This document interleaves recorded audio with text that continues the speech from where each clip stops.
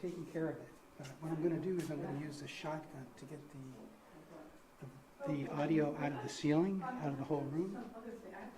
Because for some reason you can't get it out of the room. No, they're all working. Their microphones are working very well. But for some reason I can't get them into my camera. So all I gotta do, yeah, or I can just set up a regular microphone and use a shotgun around. Yes, everything's fine. I'm worried about the terror. That's fine. So I'm all set. Okay. Because they're hearing through that? Yeah. Okay. Okay, we'll remind everybody. Okay. Okay. Okay, thank you. Yeah.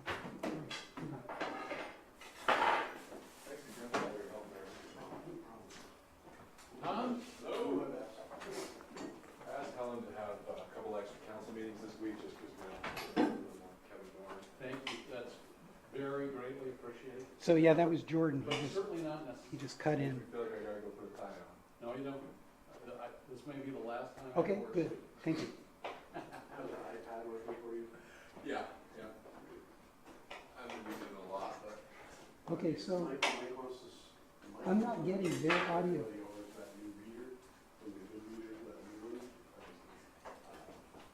Okay, the thing is, usually, wait a minute.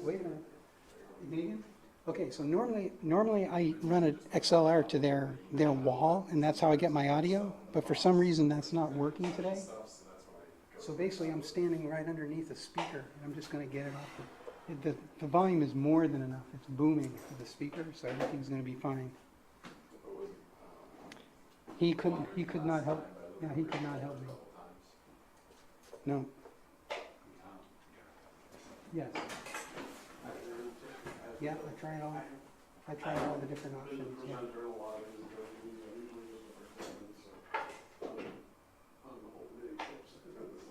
You did a great job last week. Yeah.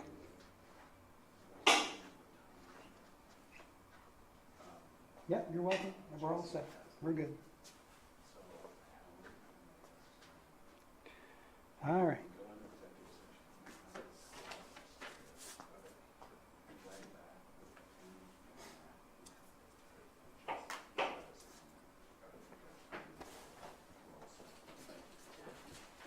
Hey Charlie, how are you? Hello, Helen. I'm fine. Well, Weathered the storm relatively well? Yeah, delayed me. I wasn't about to take my equipment out in the rain, so I had to sit in the office for 15 minutes while I the said boom that subsided. the day I see Charlie film at a council meeting is the day the pandemic's over. Pretty much that's it.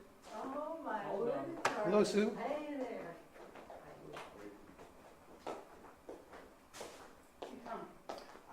You're not going to be on film tonight because you're sitting right beside the camera. Good to see you. Yes, it's okay. I can hear it from the film tonight.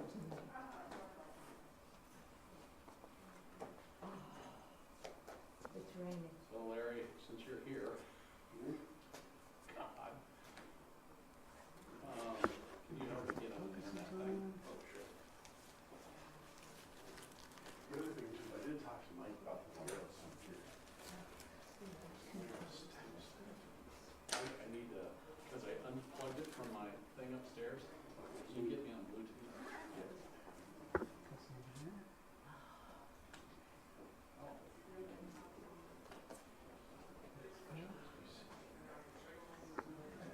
I'm kidding. Hello, I'm Charlie. Hey, Charlie? I'm the CCTV guy. Yeah, I know you can speak A little bit. a little bit. I don't go over there very much. Usually I do that. Usually it's microphone. Yes. You filled it out. So the only thing I'm worried about today is that's kind of washed out for me. Okay. You should be on. Thank you very much. Right here, I did. from that Mike and standpoint. David talked about the wireless a little bit. I'm hoping. Yeah, anything you can do Yeah, would be helpful. Outside of that, Helps. everything else is fine. I got all the new access points. Thank you. Yeah, we don't need it here anymore. Don't give it to the school. A better card? Yes, that's very good. Thank you. How about backward, in back of you, dim that too? Back here? No, I'm just trying to. Just the screen? Yeah. Okay. I think that's good right where it is. All right. I have time. Should I go get a tie on? No, no. Should I go home and put a tie on? Absolutely not. If Tim Barrett shows up with a That's tie. good. Oh, you know the likelihood of that? He's got shorts on, for God's sake. So what's the big deal tonight? Same old. Yeah. Sue Ellen, Yes, Kenneth. you have a copy of the I see him. motions that I Tim see. will be making when, When you get to them, yes. Hey, John. Just four. I was looking through my reading Oh, glasses. my, oh, my. Oh, wow. So you were in reading classes. It's been a week and a half again. Just had 'em on. Oh, it's good to see you. Good to see you. Oh, my word. It's been a while. Yeah. Well, I'm here for the Jennifer Copeland resolution. I'm still at Chapter. Oh, I know. They had a I meeting had no here. idea what she did. Dad's Oh, home. I don't think while I was here, there was, you know, I a think rainstorm. 12. I didn't hear any thunder. So I get home and the back door is blown Presented open. stuff to the Might council. get help. And one Got person a had shepherd access to another to door in the kitchen and the two the dogs. other.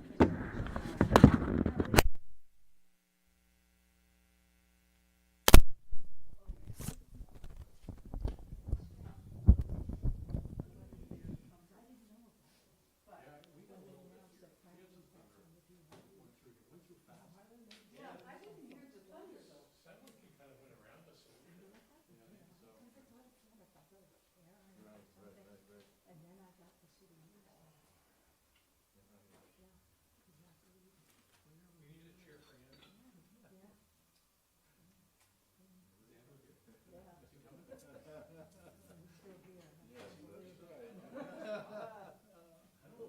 Well, as I said to somebody, as long as I'm still eating, I'm gonna have to be here.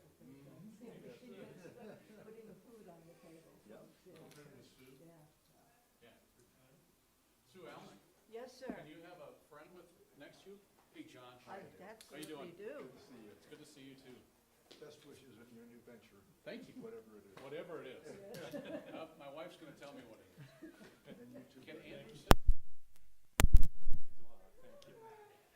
Handsome young buck that he is. Learned lawyer, counselor, hunter, farm boy. He's got the whole thing Well, going he's on. gonna have to get used to it because that's, where he got the rest of his life, right? He's the rest of his life. Exactly. Sure. Thank you. Hi, Sam. Hi. Hi, gentlemen. So do you have any? Hi We can sit together, right? So you did one point. We can, Let me. we can have our own bubble. I Here. might need to Sorry. go to another Unless you board don't if I wanna- find some people. Yeah, I think I. Some know. people are Some superstitious. people, Yeah. I may I have more think than so. I need. I don't Okay, think no, this is just for distancing Ward is 3, required, only for huh? Ward 3 in August. Some people are suspicious, but Because I Brian always Pine open got it up and promoted. Okay. let it dry So off What day to the is it? side. It's the 17th, And Tuesday, it's never caused bad luck. August. so far. August, okay. So we have lots of time. Yeah. But I wanted to give people who, need the income a first shot at it. Yeah. There's boxes and boxes of unvoted ballots. Gloria, I think, perfect, and does a good job. But, Well, yes, well, it didn't have the window. I mean, I'm not promising anything because it's still early, but I've only got like 5 assistants at the moment. So that's well, when desperate, I'll give you. I'm trying to give the opportunity to people who need the money first. But I got plenty of people who really don't need the money. Maybe that was a place for And people. so they're saying, I don't know. You guys are just trying to. okay, Pay about $4,000. Now that we're back on. A weekend. Jennifer, okay. but All I'll right. have to see what the day is like. Tuesday the 17th. I will put that on my calendar. Or something in particular that Yeah, points I out? can certainly give you some knowledge. Okay. I probably have to.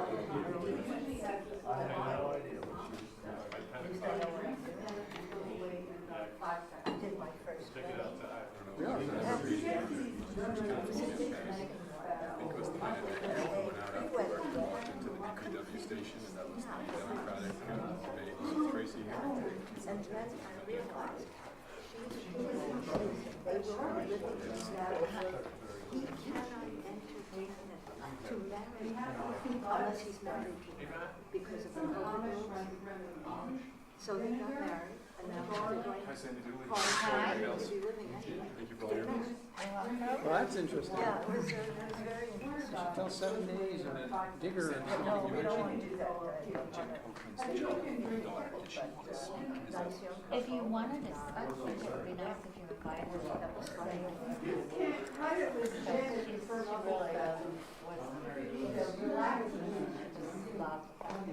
It's been a long time like that. Long time no see. Good to see you. How many meetings that night? Do you count them? If you run back, so they want you to run back. She's amazing.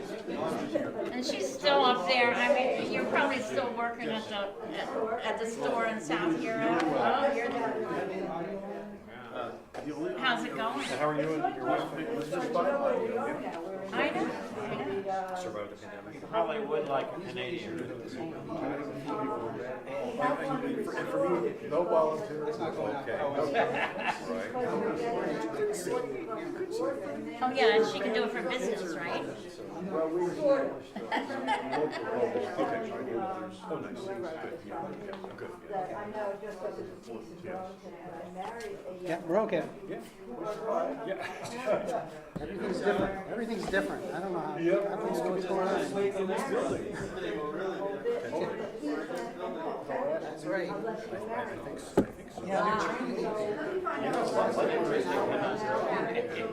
Helen, what's the Wi-Fi? no idea. I'm not sure. Sorry. Okay, so who would know? Yeah, well, yeah. Strange world, and I thought She's going to call in, right? She's gonna, no, she should be on the, yeah, Zoom. She should be, sure. Well, thank you. So I understand your reaction, but it would be help business a little bit. Somebody know, do you know the What I love is the password? Lakers have their votes. For the citywide SP guest, Yes, that sounds familiar. you should do SB Wireless, I think, one. So capital S, capital B, capital W. Well, let me go to settings, Okay. and we'll see what comes up, huh? Yeah. But typically, Thank you very much. Yeah. Big change, big shoes. Exciting times.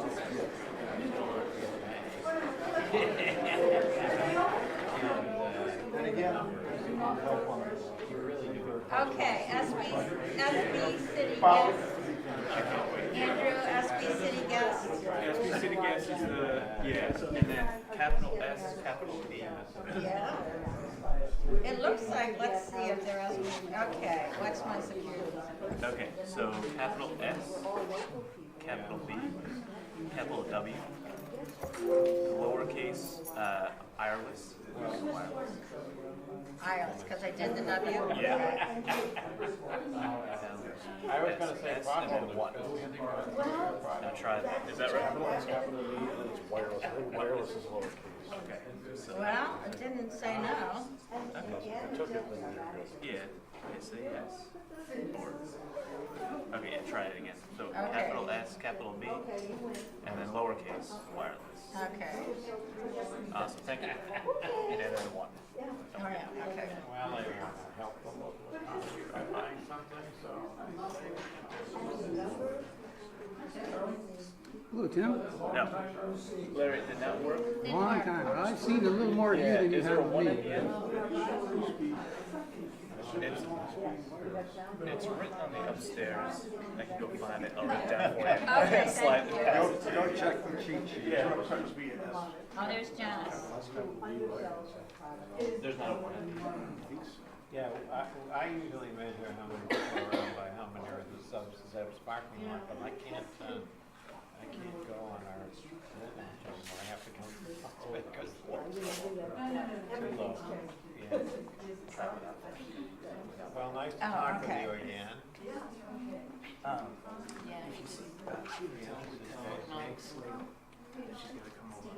Steve probably. What? Yeah, that's the last name. Yeah, says Janice I've been Cable. waiting a couple weeks. Looks like that worked. You go over next to Sue. Connected. Okay. Get the team up there. Okay, I'd like to call this important meeting to order of the South Burlington City Council for Monday, June 21st, 2021.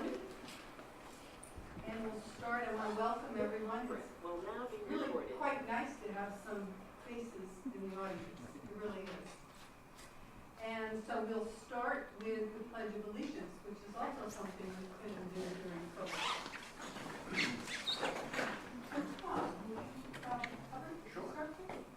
I pledge allegiance to the flag of the United States of America and to the republic for which it stands, one nation, under God, indivisible, with liberty and justice for all.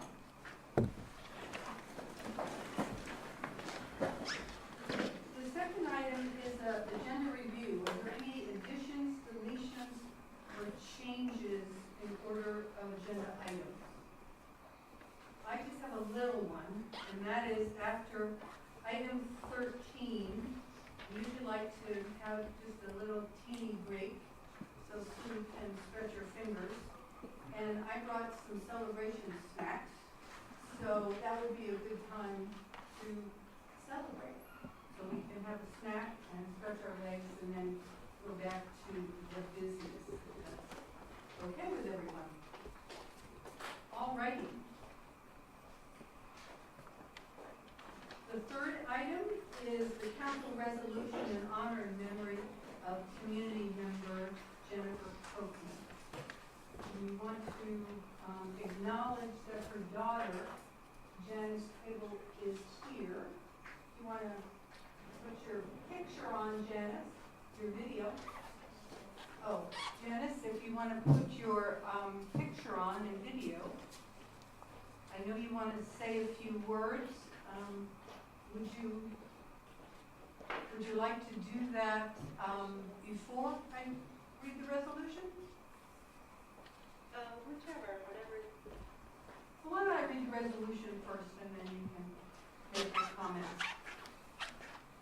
And we got to remember, especially me, to get this mic right up in your face. So this is a resolution recognizing and honoring the service of Jennifer Copeland.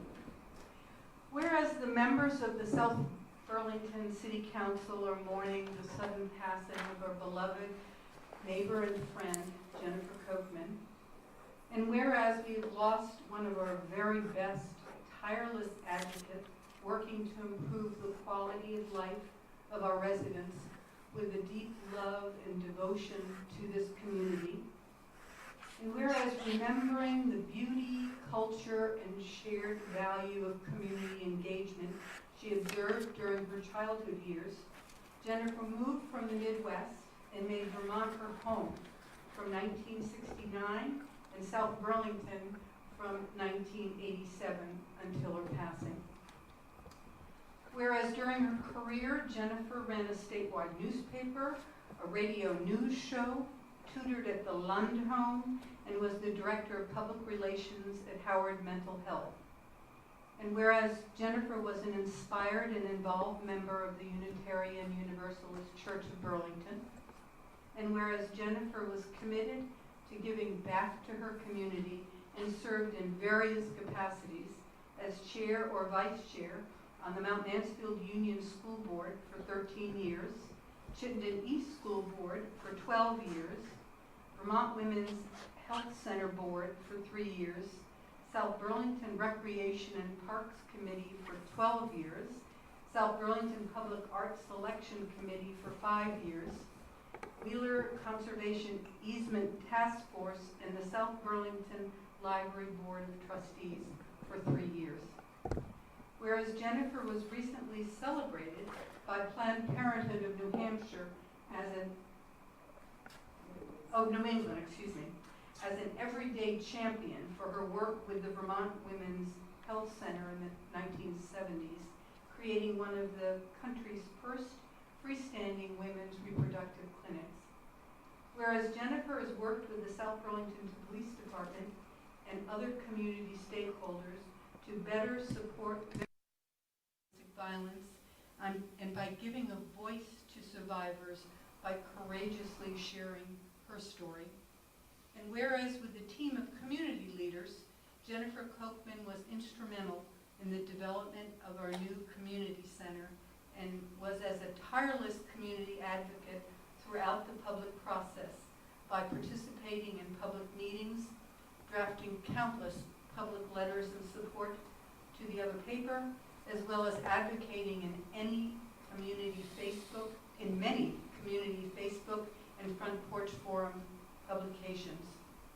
Whereas as a lifelong supporter of community recreation, Jennifer advocated for an indoor municipal recreation center where our residents could enjoy year-round recreational opportunities. Whereas Jennifer exemplified public service and served our community with elegance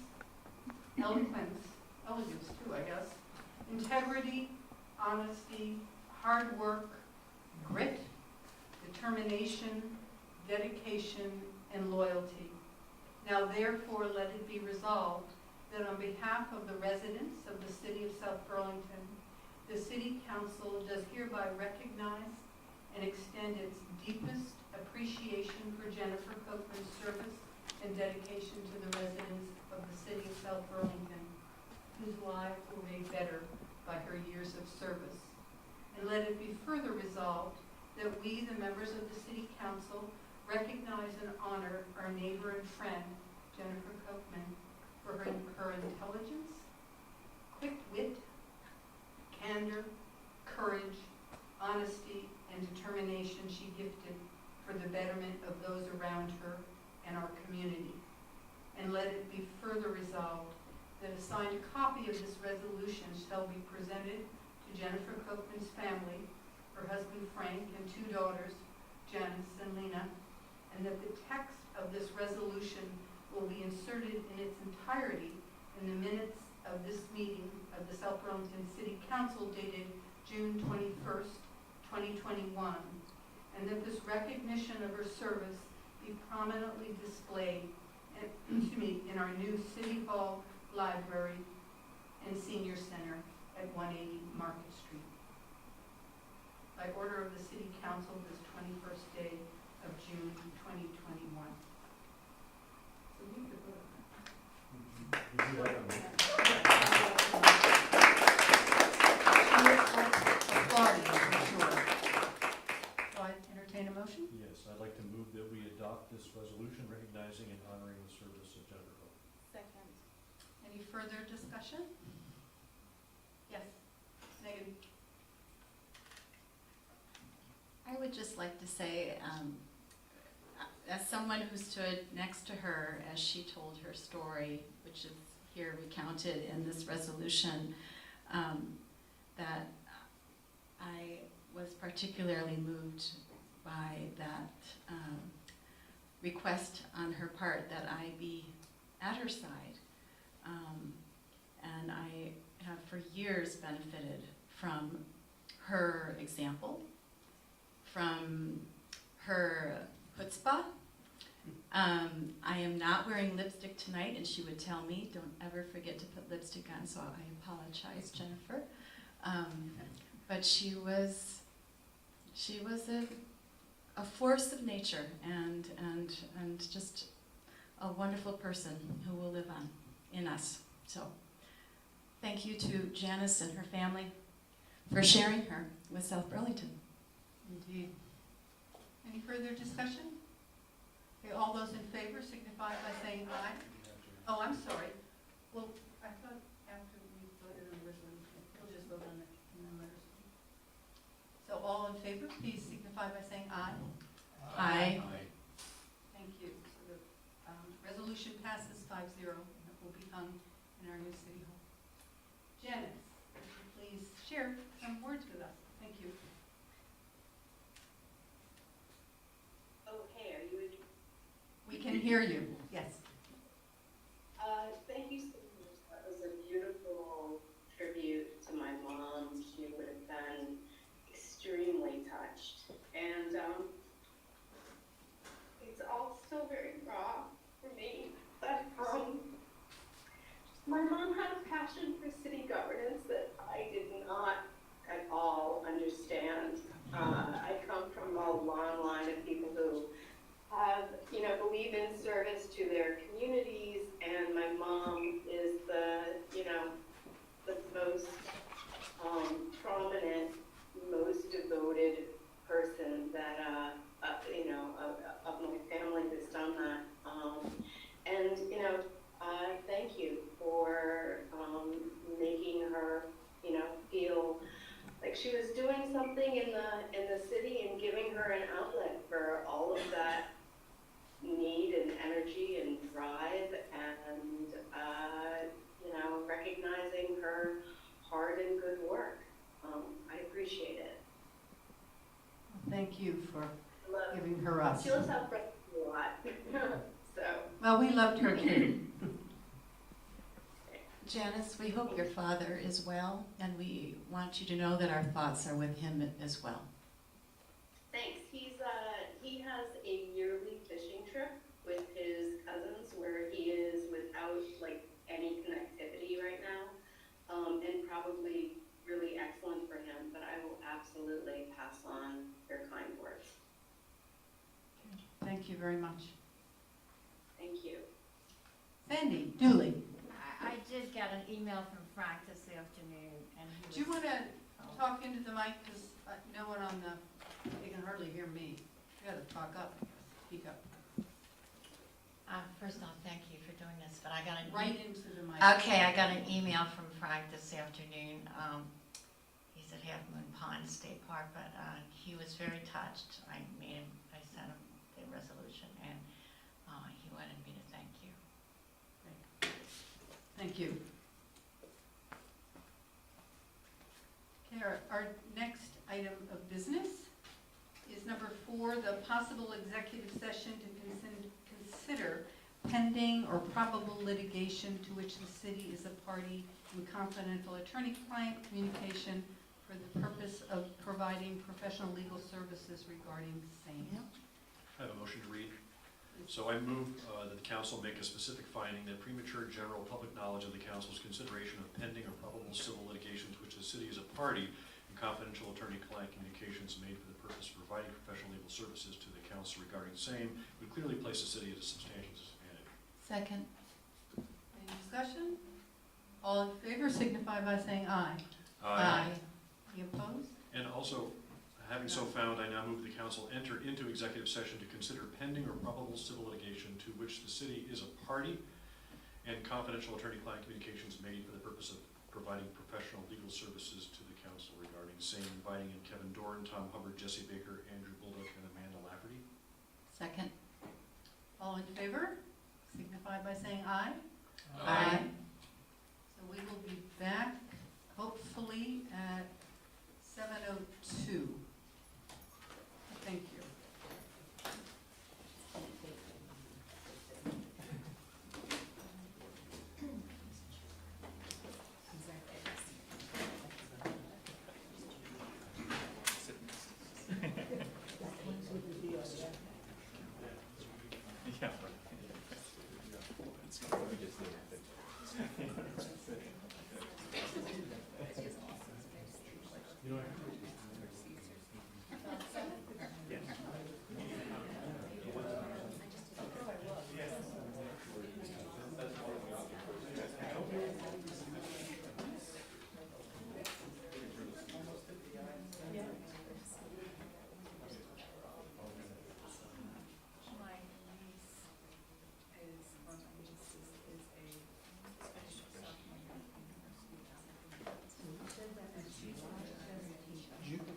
it's August, August is that the right date? I think I'm pretty sure it's the 17th, Tuesday the 17th.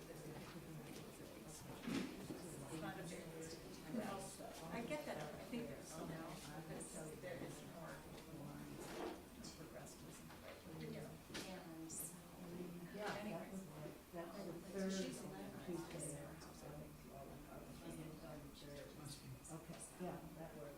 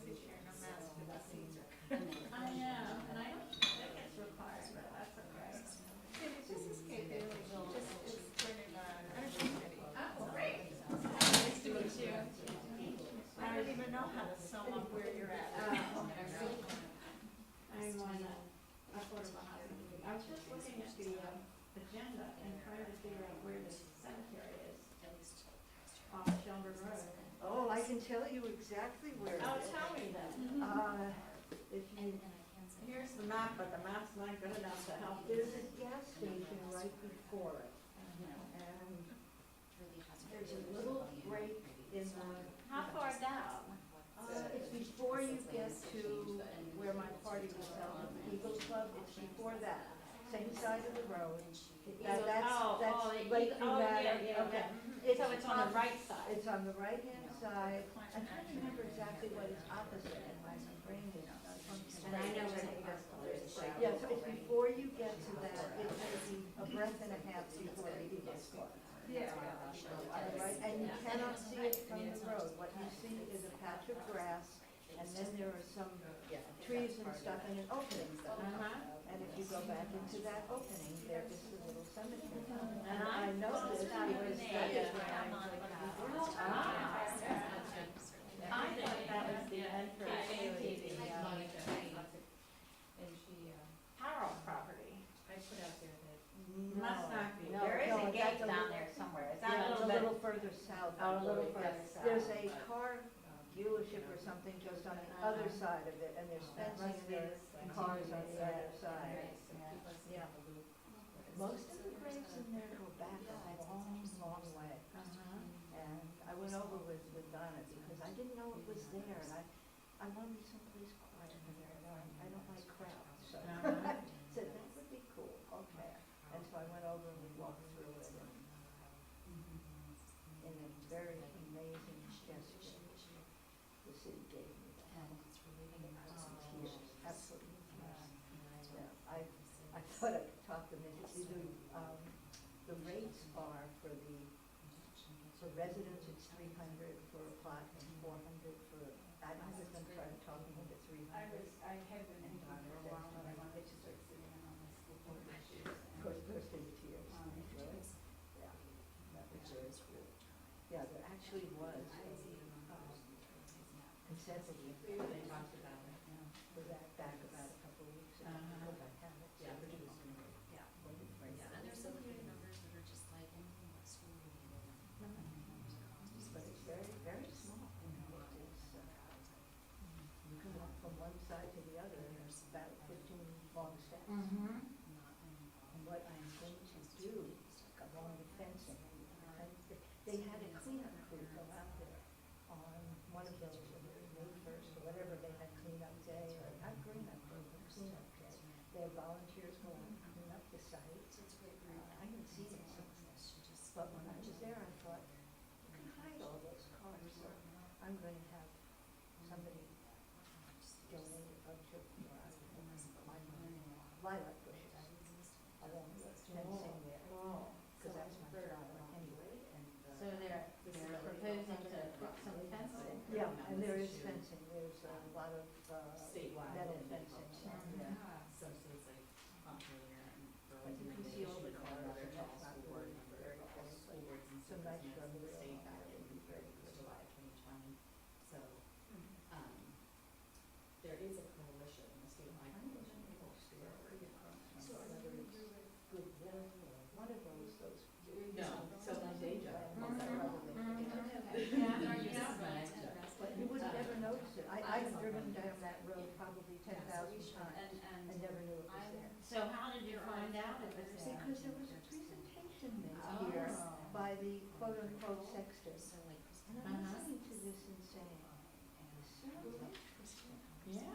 You know, I do want to be here, but I don't want to be where there are lots of crowds. Yeah, it is very quiet, and there's a lovely tree, and right under the tree is some shade. I went up to the, I can hear it double. I went up to the craft store at the holidays, and I was buying gifts for, I was just getting global things for all these people that work at a childcare center where I volunteer. Yeah. And I was planning to get potholders. You probably won't be happy that I didn't get them anyway. When I got them, I had all of them. Oh, those were Bonnie's now. And they needed them for work, so I got masks for all of them. Let me Lots tell one you, for myself. that woman kept us in business last year. I'm back. I mean, the commissions from her sales kept us going for a long time. Sadly, she has moved to Florida. Oh, that's too bad. We have had people come in and ask for them. Because there were child signs Oh, yeah. too. Oh, And yeah. everything. I thought, wow, this is really They smart. lived in my house all winter until her daughter could come. I could bring them back up, and her daughter came and got them because the sun was dry. They couldn't move into the new house. They were living in a mobile home. Mhm. And they finally, because they couldn't get any materials to finish building this house during COVID, they finally got the house built. There's still some problems. But her sister came over and brother-in-law and got almost all the stuff from my car. There's one thing we missed, trying to put them there to it. But those masks went south, so we're very sad. And she's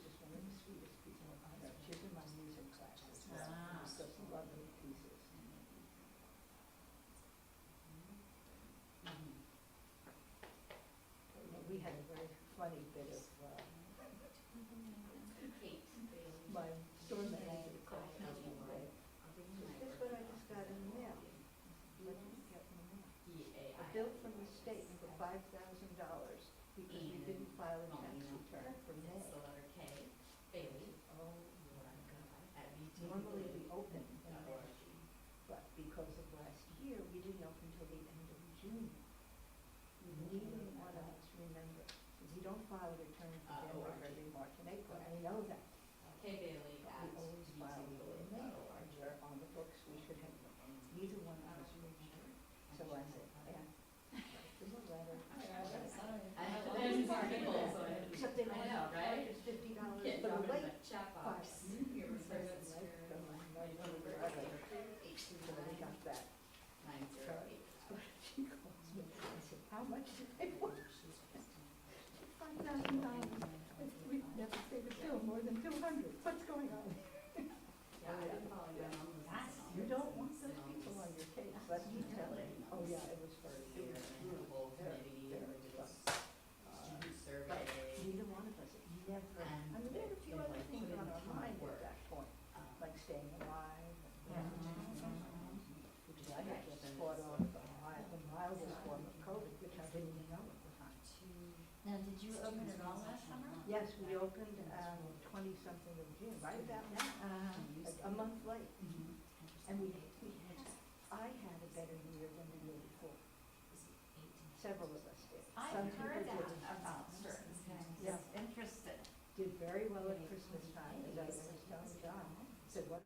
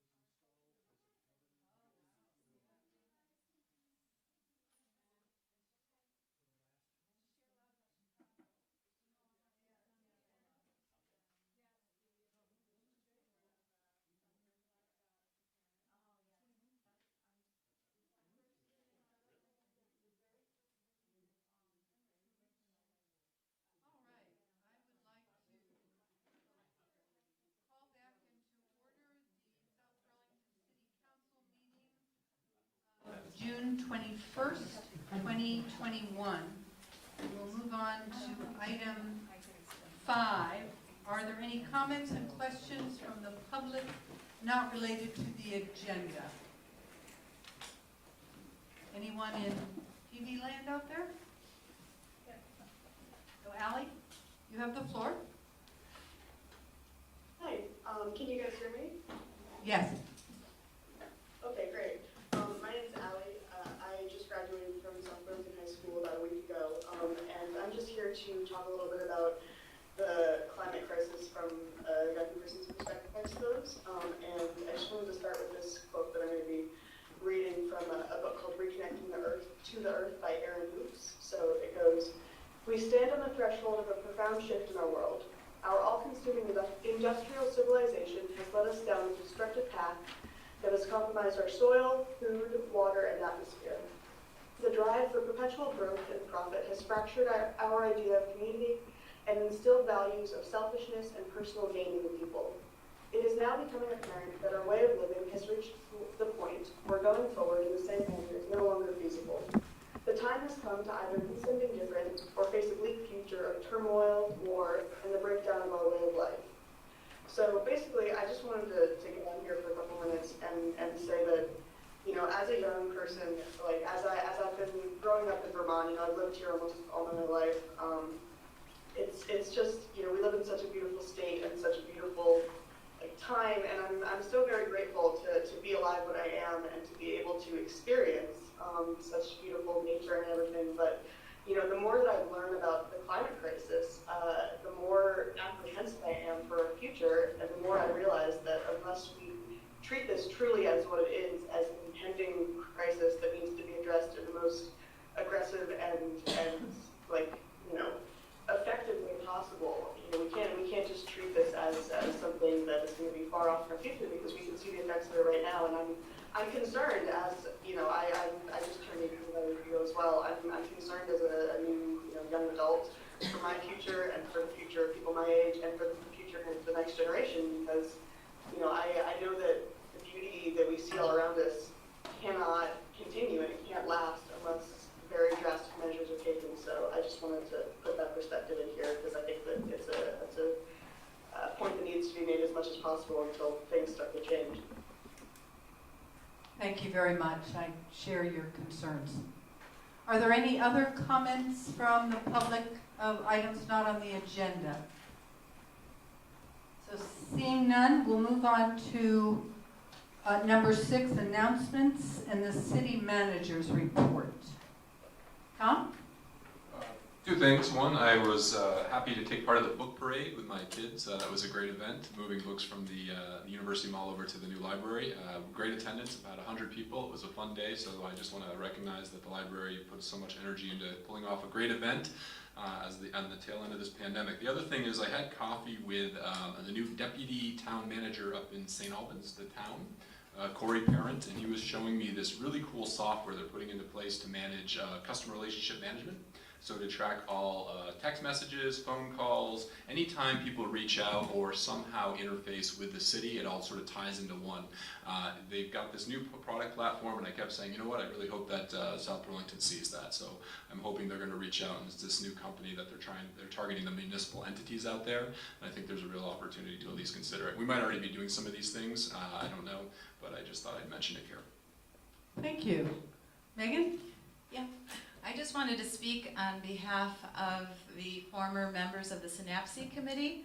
An update would be most welcome. I spoke with Carmen Sargent on Friday, and I said, you're further down on the to-do list, but we haven't forgotten. So I just think some kind of update would be really, really appreciated, since she's still very much interested in following that discussion. Also, I met with Travia Childs, who is a school board member, but also she is an owner of a nonprofit called Trinity. And I introduced her to Bruce Wilson, who we worked with on the Chill Out Center, because Travia wants to open a youth center. And so we met last week, and we checked out some sites. There's potentially a site in the mall that would be open through September. And I said that I would raise that with the council since we gave them a little bit of seed money when they opened back in 2018, not 17? 17 before my son graduated in 18, I think you're right. And she put together a proposal, and of course it's not on the agenda tonight. This came in my inbox this afternoon, and I'd like to forward this to everybody. And I know that she is someone who, like Bruce, has a real passion to give students alternatives and young people alternatives. She just, here I'll just read one part of her report, which is really thorough. It's 34 pages, just to give you an idea of someone who does her homework. Why now? Vermont Department of Health publishes numerous reports, including the Division of Alcohol and Drug Abuse Programs, Health Effects of Marijuana Use Among School-Aged Youth, National Survey on Drug Use and Health, Chittenden County Community Profile. The Division of Alcohol and Drug Abuse Programs Annual Overview 2019, and it covers individuals ages 12 and above. They use alcohol more than any other drug. In the past month, based on the report date, 62% of individuals of 12 years and above drank alcohol, and 57% of the 62% binge drank. So those are concerning statistics, and she would like to do something after school that would be open later on Fridays and Saturdays. I will forward the report to the council and our new city leadership, and hopefully we can take this up in July so that we can take advantage of the open space in the mall. She's looking for a more permanent location with the Rotary. You might have heard something about that. Okay, thank you. Matt? Yes, thank you. I wanted to report that I participated in my very first meeting last Tuesday as the South Burlington Commissioner for Green Mountain Transit. As you can imagine, COVID-19 has had a significant impact on ridership. Fewer people taking the bus, not just because they're working from home, but also concerned about riding with members of the public in a closed area. I'm learning, this is my first meeting, thankfully federal funds have assured continued operations and free fares. I look forward to working with this group, ensuring that GMT continues to provide sustainable public transportation services that reduce congestion and pollution. I also use the bus. I have an office in Montpelier, and it is a great and inexpensive way to get to the capital city. I want to thank all of you for your confidence in me in appointing me to this position. In more personal news, some of you may know that I operate a nonprofit organization that is one of the state's leading providers of training for the skilled trades. I'd like to report that I was appointed to the Weatherization Workforce Group. Last week we had our first meeting with Senator Chris Bray and Representative Tim Briglin, who as chairs of the Energy Committee are some of the leading voices when it comes to energy and climate policy. I'm working with Efficiency Vermont in this group and with the community action agencies, which of course have the low-income weatherization programs, to develop plans for a coordinated delivery of a standardized statewide building science curriculum so we can meet the goals, which are pretty lofty, of weatherizing 120,000 homes, that's about half the homes in Vermont, over the next decade. It's exciting work, but challenging because we have the money thanks to ARPA, but we don't have the people. And we need to train thousands of truck drivers and heating technicians to be part of our weatherization workforce, and I'm proud to take on that challenge.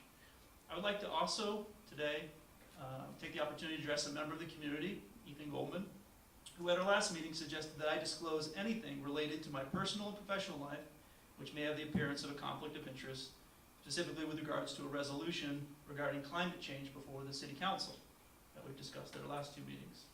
I would like to report that I had a very lengthy and cordial phone conversation with Mr. Goldman. We discussed our professional lives in the energy policy arena, areas where we agree, areas where we disagree. Let him know that I would address his concerns about any appearance of a conflict at the next meeting, which I'm doing now. So let me state clearly, I have never held a financial interest in any company that distributes energy in Vermont. I am a 7th generation Vermonter with a fairly common French-Canadian surname. South Burlington residents may have seen Dakota trucking trucks out of Essex. or a Coda Propane out of South Hero. There is no relation. Come on over to Winestap Lane and I'll show you the genealogy. I was born and raised in Westminster West, which is near Bellows Falls, for those that aren't familiar with the geography of Vermont. That's Windham County. That's the corner of a state that's boxed in by New Hampshire and Massachusetts. My grandmother Helen and her husband Kenneth settled there in the 1930s after leaving the family dairy farm in Stratford, Vermont, trying to make a better life.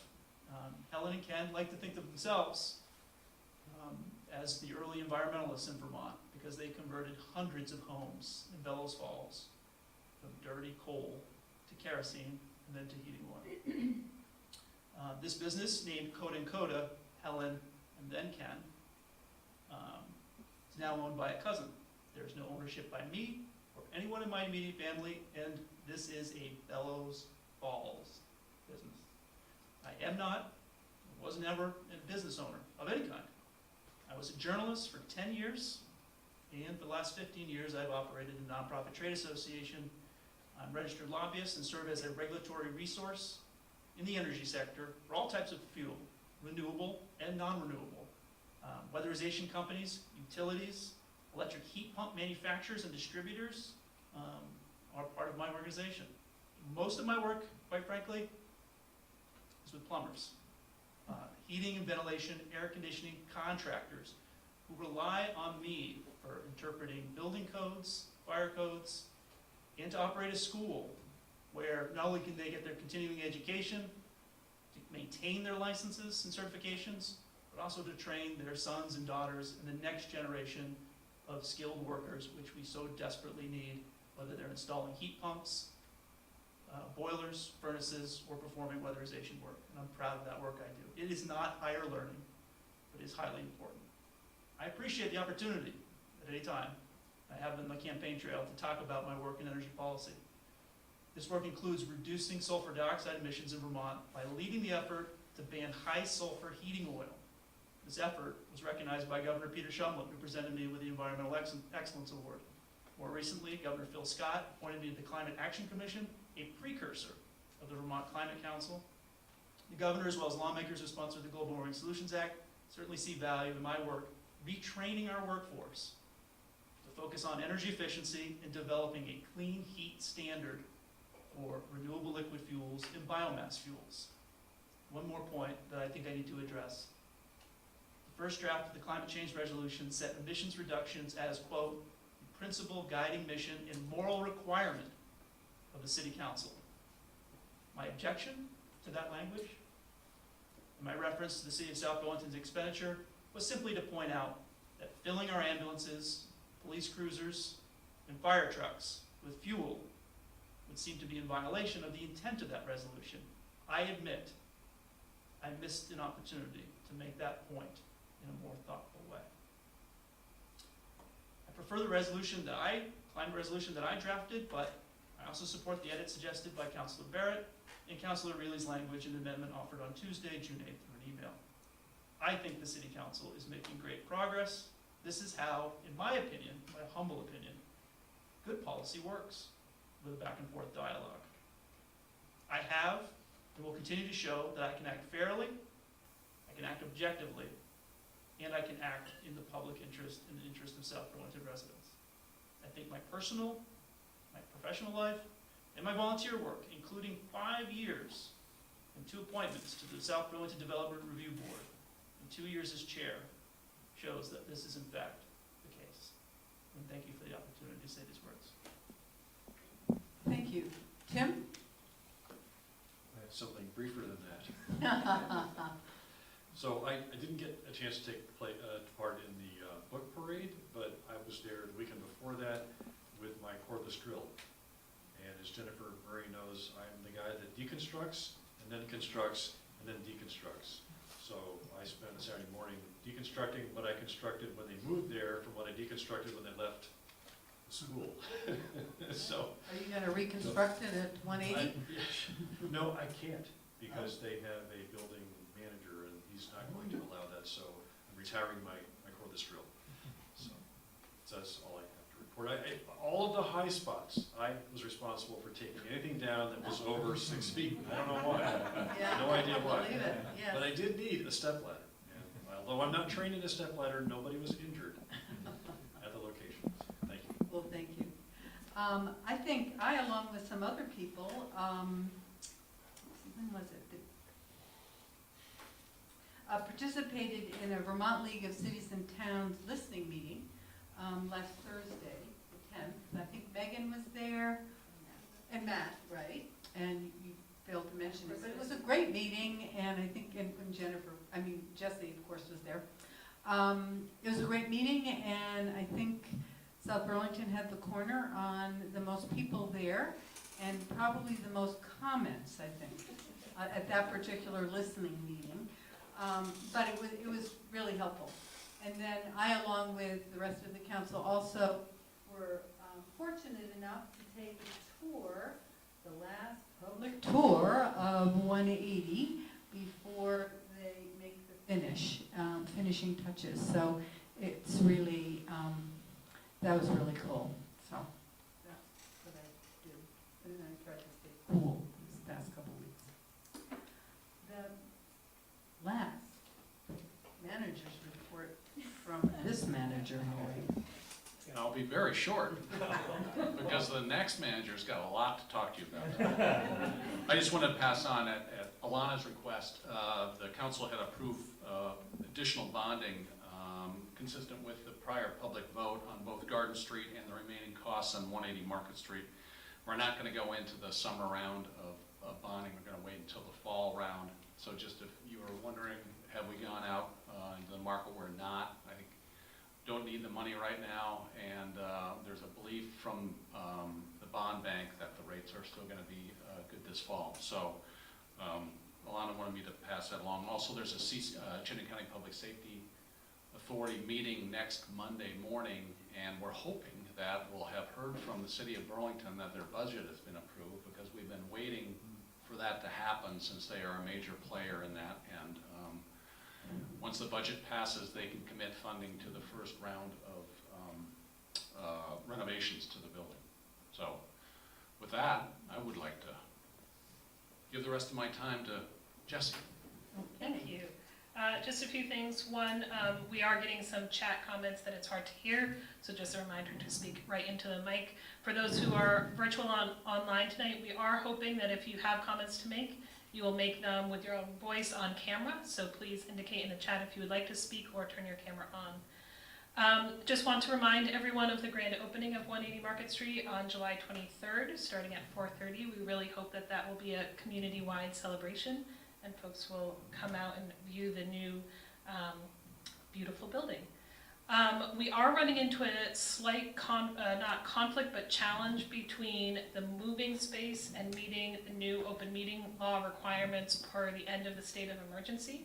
So just want to flag for both the council and the public that for the July council meetings, there will be a virtual, in-person option. It will be at the police department, but we are really encouraging folks to participate virtually.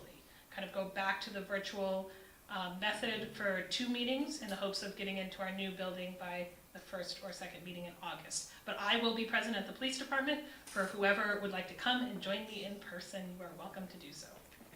I wonder with the continued comments that they can't hear us, that maybe the counselors should also be virtual, since I think they could hear us better.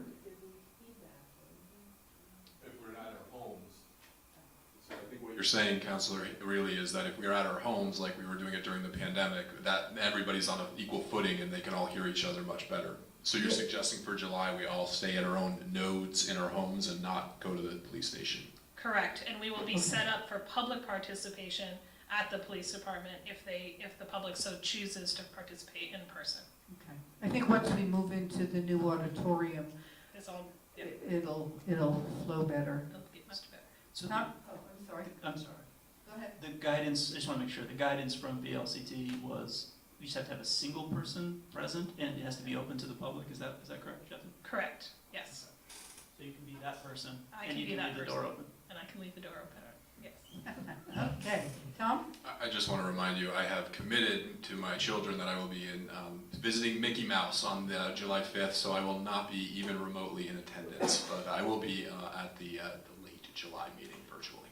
Will the kids be visiting Mickey as well? No, just me, just me. That was his father's ticket? Get him out of the house, Mom. Yeah. All right. So, one more yeah, thing if I I'm sorry, can. pardon me. I think, one, we just did misspeak, the 5th is the holiday that's celebrating July, so the meeting will actually be on July 6th, just to clarify that. Which is a Tuesday. Which is a Tuesday. And then finally, I just want to thank the staff who has done such an amazing job orienting me, obviously Kevin and Tom, but all the department heads as well as community members who have taken the time to so warmly welcome me to South Burlington. So thank you very much.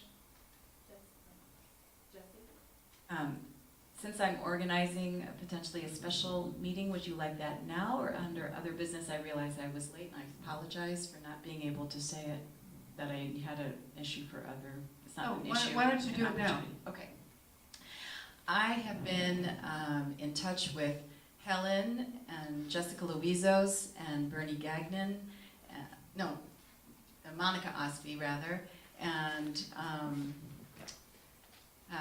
Larry Kupferman and Bridget Burkhart and Trevia Childs about having a meeting about land use and equity.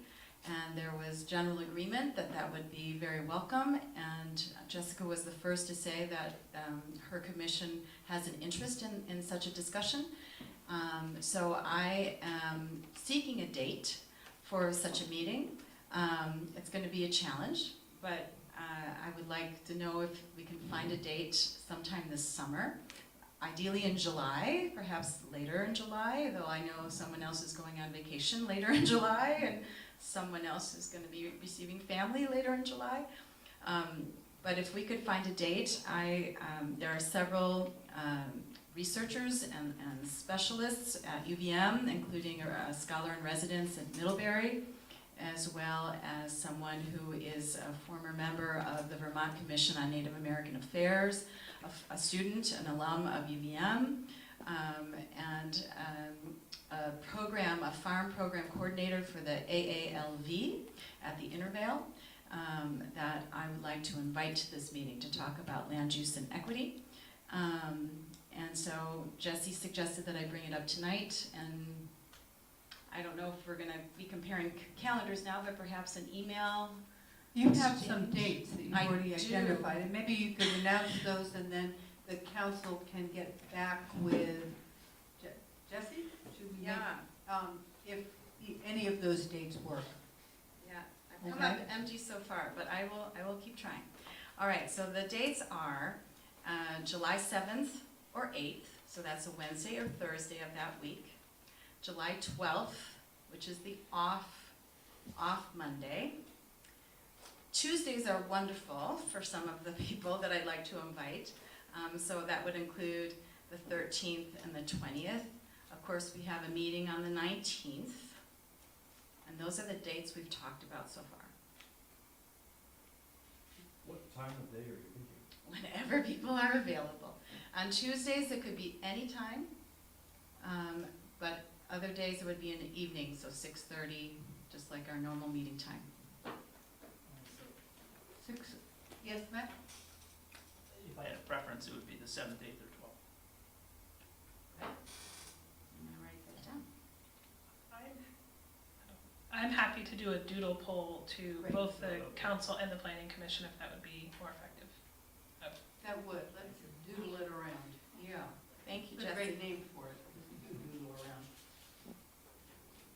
Okay, is that it for announcements? Alrighty, we'll move on to item 7, the consent agenda. We only have one item, which is consider and sign the disbursements. So I move that we approve the disbursements. Second. It's been moved and seconded. Is there any discussion? Seeing none, all those in favor signify by saying aye. Aye. Here is unanimous. It was passed 5-0. All right, moving on to item 8. Who's doing this? Oh, Jesse is, I'm sorry. Where's your name?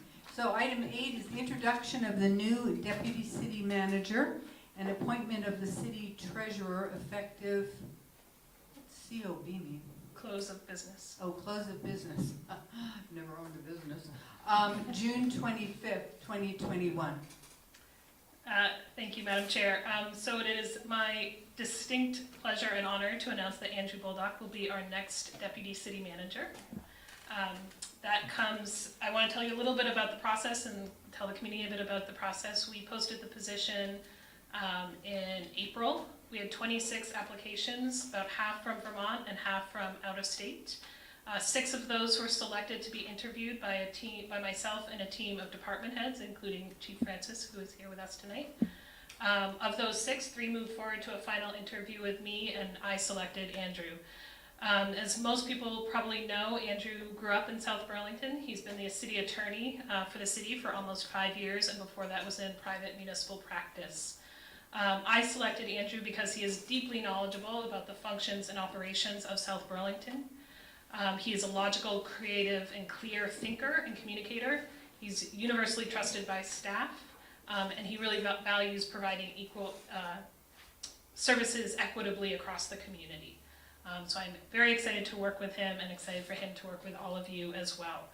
And so I would respectfully request tonight you, per the charter, appoint the city treasurer, and I would request that you appoint Andrew to that position effective at the close of business on June 25th, 2021. And the reason that is so specific is thanks to our current city treasurer, who is very conscientious about these things, and payroll goes out that week, so Andrew's signature needs to be on the checks that are issued beyond July 21st, July 1st, so we need to have him able to sign as of June 26th. Thank you. Right, I would entertain that motion. So moved. In a second? Second? Is there any further discussion? Good Yes. choice. Yeah. Matt? Nice, good. Yes, great choice. But it strikes me, he's not, Andrew is our city treasurer or deputy manager, but he's not also going to be our lawyer anymore, is he? Correct, good point. He will be stepping down from the city attorney position. We have posted that position as of Friday, and are currently seeking a city attorney as well. Got it, thank you. Although I believe he will retain his law license, which will be exciting for us. Well, I would agree, it's a great choice. Are we ready for that vote? All in favor signify by saying aye. Aye. Congratulations, and thank you very much.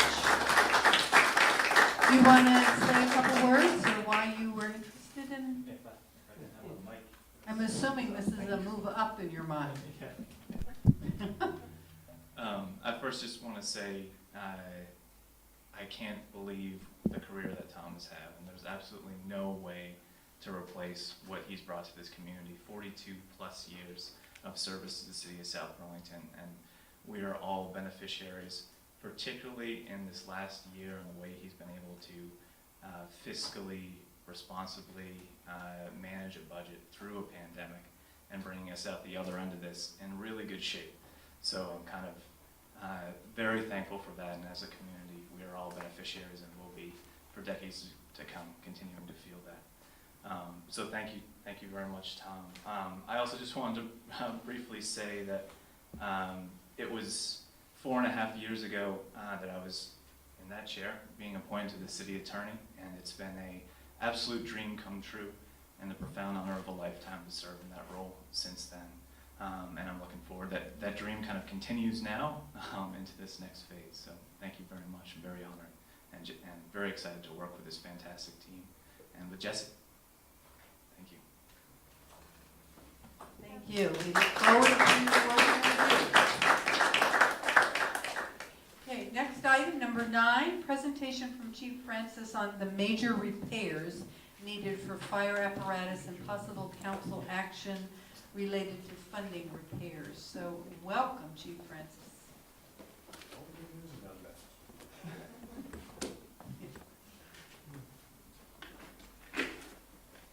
How's everybody this fine stormy evening? Good. And you really have to get close. Okay. These people aren't hearing anything we're saying, I'm afraid.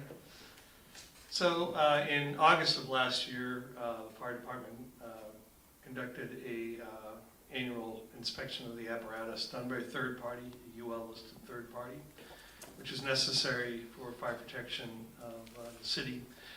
We check the fire pumps, those get tested, hoses get tested, apparatus get tested, the aerial gets tested, and unfortunately the aerial did not pass its inspection. The reason it didn't pass its inspection is we have a significant amount of rust on the main frame of the chassis and on the torque box. The torque box is what holds the ladder up and transfers all torsional energy into the frame of the truck so that the ladder doesn't collapse.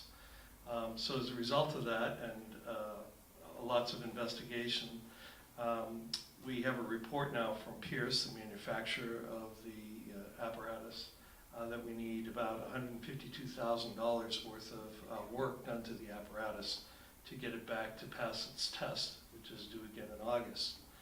With that said, because of COVID, the manufacturer tells us they cannot get it back to the plant until October, November. They are literally have to take the truck apart piece by piece to get down to the frame of the truck. Main frame of the truck is rusted. There are holes in it. We've been able to limp it along. They said we are good for about a year, and we're coming up to about a year. But if we go back for retesting, we would literally have to park the apparatus, which means that the citizens would have an $850,000 to $1.1 million piece of equipment that's 11 years old, sitting idle inside the station. So that's what we're faced with. Not a pleasant bill at all. Said about $152,000. The one thing that's good about it is it will extend the life of the apparatus. Typically, a ladder is good for 12 years in severe service, which is what the city of South Burlington experiences by apparatus standards. And it will extend the life of that apparatus about 5, potentially 7 more years, meaning instead of having to replace it sooner, like next year, we'll be able to extend it out, again, it's 5 to 7 years. One of the things that Pierce has found, there's some of the products that we use on our roads making salt a little stickier, magnesium chloride and some, I believe it's a cranberry extract that we're using on the roads to keep salt and salt slurry on the road, sticks very nicely to metal, as we probably all know from washing our cars the past couple of winters. That's what's corroding the mainframe of the truck. The proposal from Pierce is that in addition to literally taking the truck, replacing the equipment, the frames, main frame rails, is that they'll use a new type of electrocoating paint and corrosive material to stop that. This seems to be very common in New England because of, again, what we use on our roads to keep us all safe. But here we are. And no plastic trucks. No plastic trucks. Yeah. We are working on hybrids, but no plastic trucks. So what was the proposed replacement schedule for this truck? We were looking at 2024 to order it to 2025 to replace it. So this, by spending $152,000 now, which we have to do, I guess, we'll get maybe 5 to 7 more years? Is that what you said? So that pushes that out a little bit farther than we had planned. About another 3 to 4 years from what we were currently budgeted to do. Well, that certainly has some value. I mean,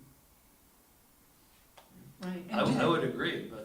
do they take the truck away from here, or do they do the work here? Yes, literally it'll go back to Appleton, Wisconsin, where the truck was manufactured. The company will come and pick it up here, drive it out there, do all the work. It takes about 4 months, and then drive it back, and we'll be able to, they'll retest it, recertify it while it's out there, and then we'll get it back in service. So the parts, you believe, are available in October or November? They're able to do the work in October, November. They're building apparatus, again, because of COVID, they had to shut down for a short period of time, supply being what it is, having trouble getting steel, and all, so. So the 4 month time frame starts in October? Yes, ma'am. So we'd get it back in February, right? February, October, March, November, yes. December, January, end of January. Okay, thank you. Are there other questions? Tom, yes? So the $152,000, does that include any anticipated costs of that 4-month period where we're out without this apparatus, or does that carry any additional cost in your mind to provide coverage for the community? What we'll do is we already have mutual aid agreements for apparatus, including ambulances. If we have ambulances that are out of service, we can borrow an ambulance from somebody. What we would rely on would most likely be Burlington, as they have 3 aerials, on confirmed structure fires, smoke in the building, that type of thing, getting an aerial apparatus started our way. Who else has aerials or aerials? Burlington has 3, South Shelburne has a brand new one, Williston is getting a brand new one, Essex Junction has an aerial, Mallett's Bay, those are the ones that come to mind right off. Okay, thank you. How close is the closest Burlington aerial? Burlington typically gets us an aerial in about 4 minutes. And the airport doesn't have one? They do not. They rely on ours.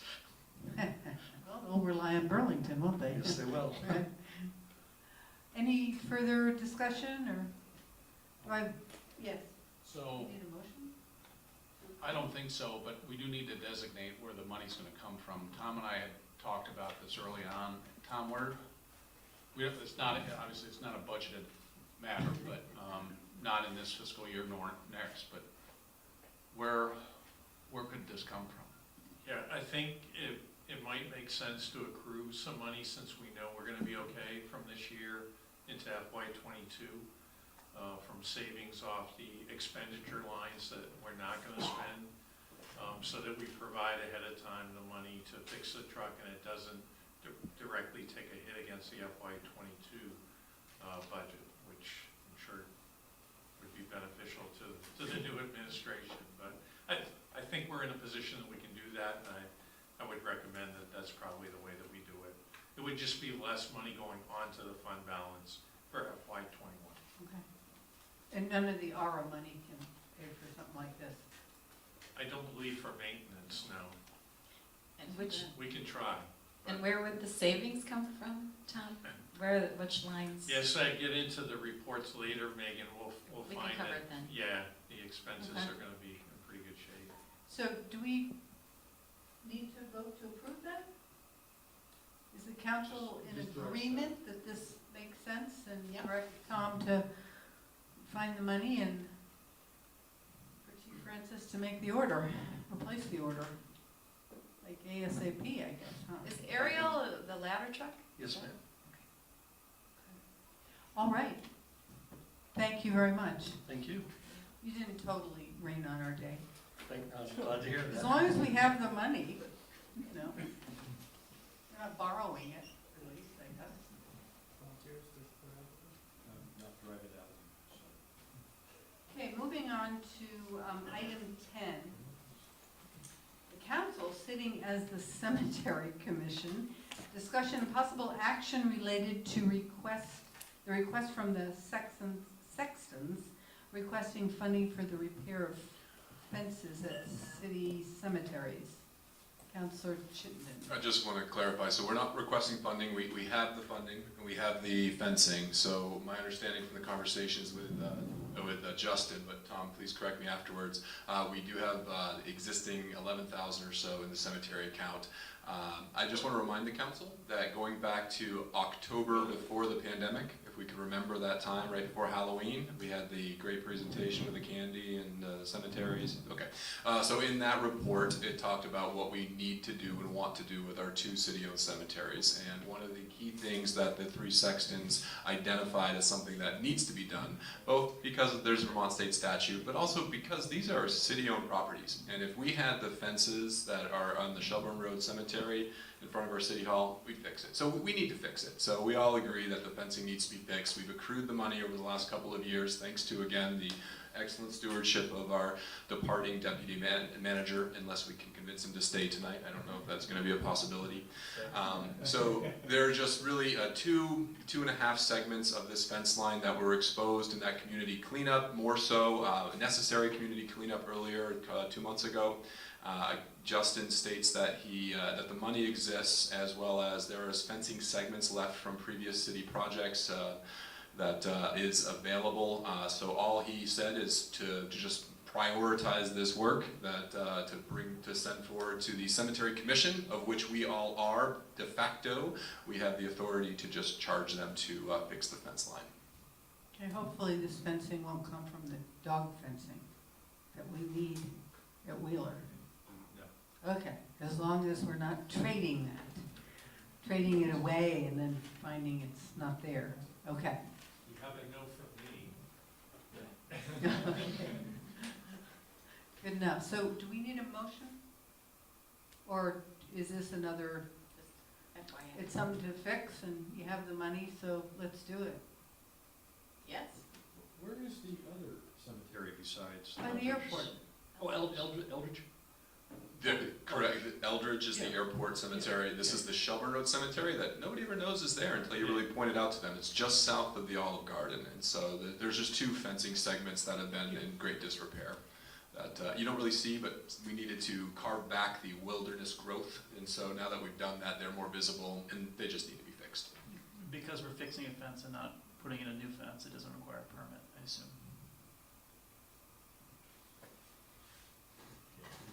I don't believe so if we're replacing as is, but we will confirm that before we do the work. I'm pretty sure you don't have to. Yes. Okay, thank you. Well, moving on to item 11. Council consideration and possible action on a resolution related to the city's fair and impartial policing policy. Councilor Emery. Well, I first have big thank you, and I think that there are some people in the audience who are going to be among the people I list here. There is a number of citizens in our community who are quite active on a number of important initiatives, and fair and impartial policing is one of them. And last year, Helen and I were contacted by the citizens group, self-organized and very much active and well-informed. So Susan Schoenfeld, as well as Nancy Helen, David Scheinman, and Kate Bailey. And they have been in touch with Helen and me, as well as our chief of police and our city manager. And I know that we all have seen them before us before. We discussed fair and impartial policing before.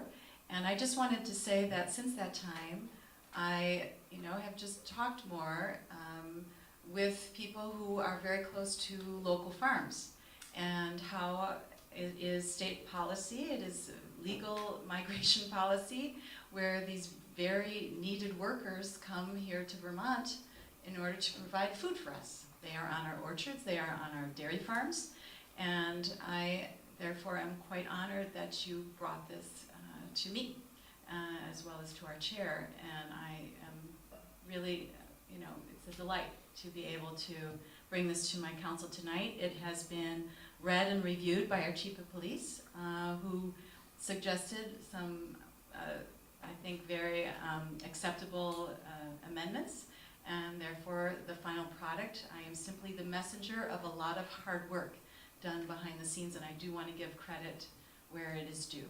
So thank you very much. And I think you've read it. It is basically, as we said at the last time, it is turning into law what is already practice and has long been practice. And the hope is, of course, that our state's attorney general will turn this into state law. But at this point, this is just simply making formal policy here, and it's a support for that formal policy. It is not formal policy, it's not an ordinance, it's support for the formal policy that we hope to see forthcoming from our Attorney General's office. simply in support of the practice of our police, which is not to inquire about the immigration status of anyone. Okay, we have Yes. Chief Burke and then two other people who would like to speak, so David Scheinman there is on the screen. do you want to hear from Chief Burke first? Yeah. All right, you have the floor. Thank you very much, Madam Chair.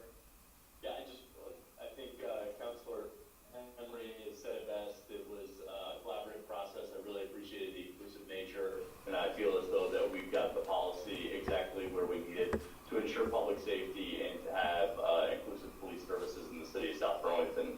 But the work, the credit really goes to the committee. They were great. So thank you so much. Okay, David Scheinman, did you want to speak? And then Alex?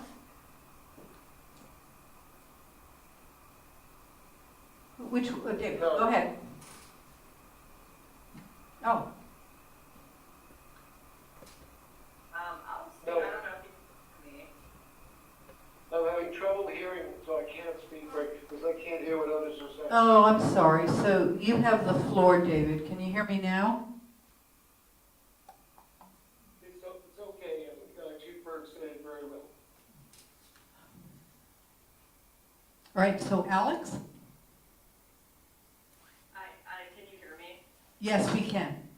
Okay, cool. Yeah, I just wanted to say, thank you everyone for being here tonight, and thank you to Officer Burke for just giving that statement. And I'm a community member, and I support this, so I'm happy to see this is happening today. Great, thank you.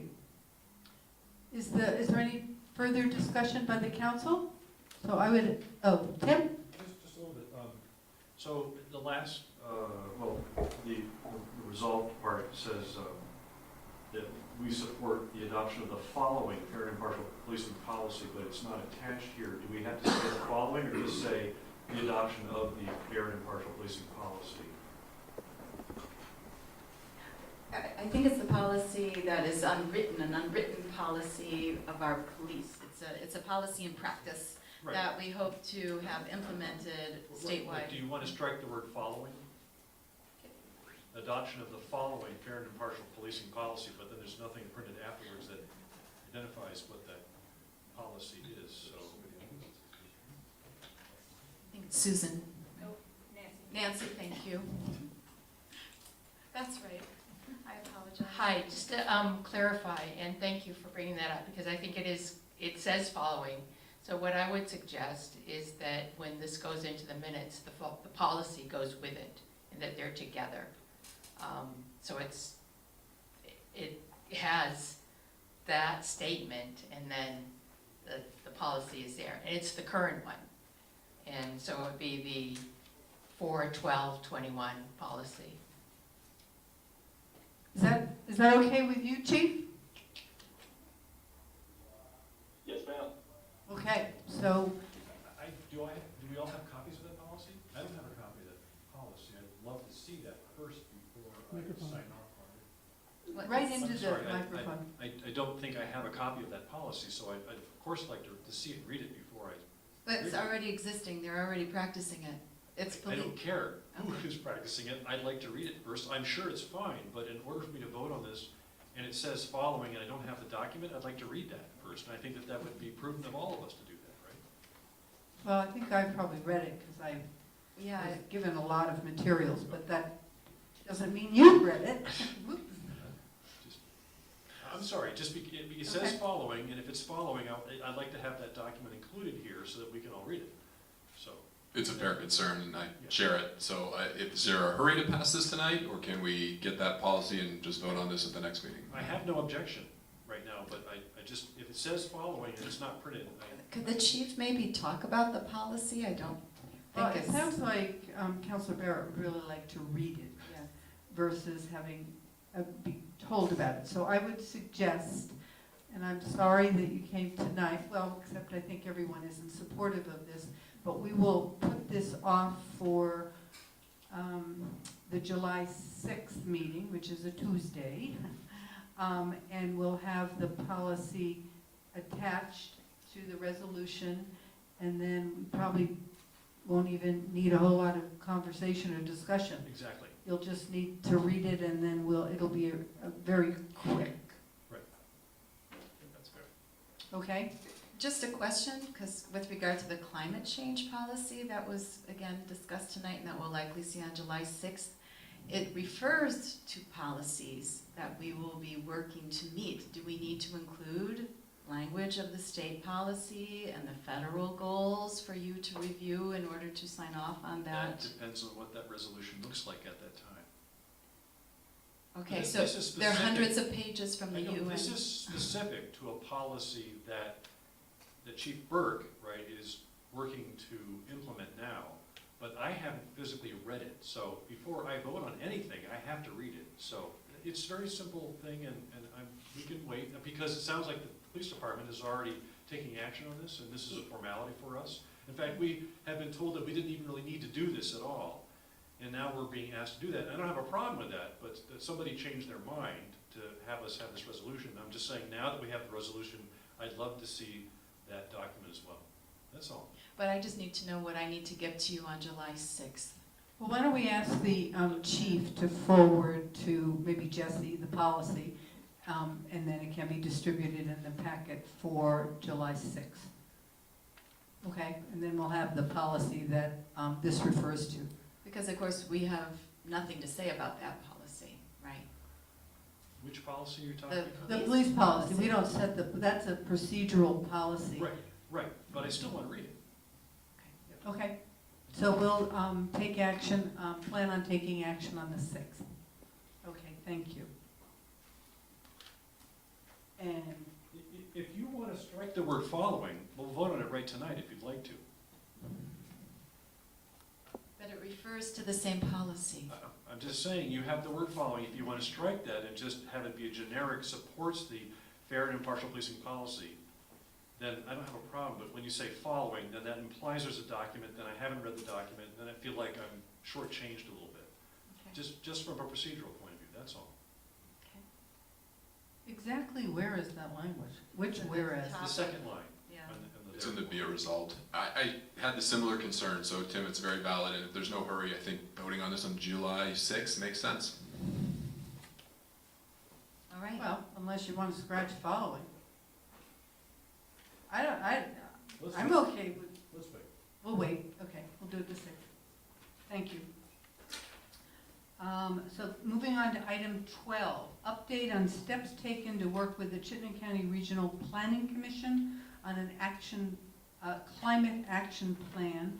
And Paul Connor sent us a nice memo, and he's here to take us through that and bring us up to date on actually what they are doing. Good evening, folks. Good to see you all. Paul Connor, Director of Planning and Zoning and Chief Sustainability Officer. You have to put your mouth like Right next to it. It's right been a almost while, on right? the top where they don't hear. Don't Yeah, I'm turn used to your wearing head. headphones, and if the mic is right there, it's a whole different technology. So I will try to remember to speak directly here. So as Councilor Reilly said, I provided you with a little 2-page memo that gives you the status update on the climate action plan that you asked us to initially put forward in resolution back in September of 2017, and then more recently this past fall asked us to set into motion and seek funding for various parts of it. So I won't go through the whole memo because it's in your packet, but just briefly, the plan that we presented to you at the time, or the approach, was to essentially take this in a couple of phases, so based on the resources available. So phase 1, develop what I'm calling the principal climate action plan. You could call it the framework. This would, using the goals set by council, establish existing and projected energy and greenhouse gases emissions, establish targets, not just one target, but a target within the different sectors of energy. Identify a series of pathways, that's the terminology that's used in the state statute of Act 174, which is the Enhanced Energy Plans. They mean pathways as in approaches, tools, that kind of thing. identify a series of them through public input, and then using the steering committee, take those and evaluate each of the ones that are selected, or at least potentially selected, for what impact they will have. So to try to make everything in this measurable in order to attain the goals. And then ultimately have a toolbox of likely more than one way, but an approach that will achieve the council's climate goals. And so the model from the state gives different examples of, let's say you reach 90% of vehicles becoming electrified by 2050. That can meet X percent, but if it's 80% of vehicles, then how else do you make up that percentage? So it's not just a single way of doing it. It might be a few ways of doing it, depending on, that can be adjusted over time, essentially. That's really what the main plan would do, and what we have as resources available to that is city funds through the Planning and Zoning Consulting budget that have reserved time from the CCRPC staff to the tune of about $21,000 for the climate action plan and other mapping efforts needs of the city. That was approved by the Regional Planning Commission as as part of their work plan at the member rate, which is a well-discounted rate for us. The second piece of the puzzle, the implementation plan, can be one plan, it can be multiple plans. The approach that we decided to take initially was to look at this by sector and really be able to take a proper deep dive into that sector to get to not just sort of the mom and apple pie solutions, but how do we actually implement these things. So if we're going to, use my vehicles, electric vehicles, what does that actually mean?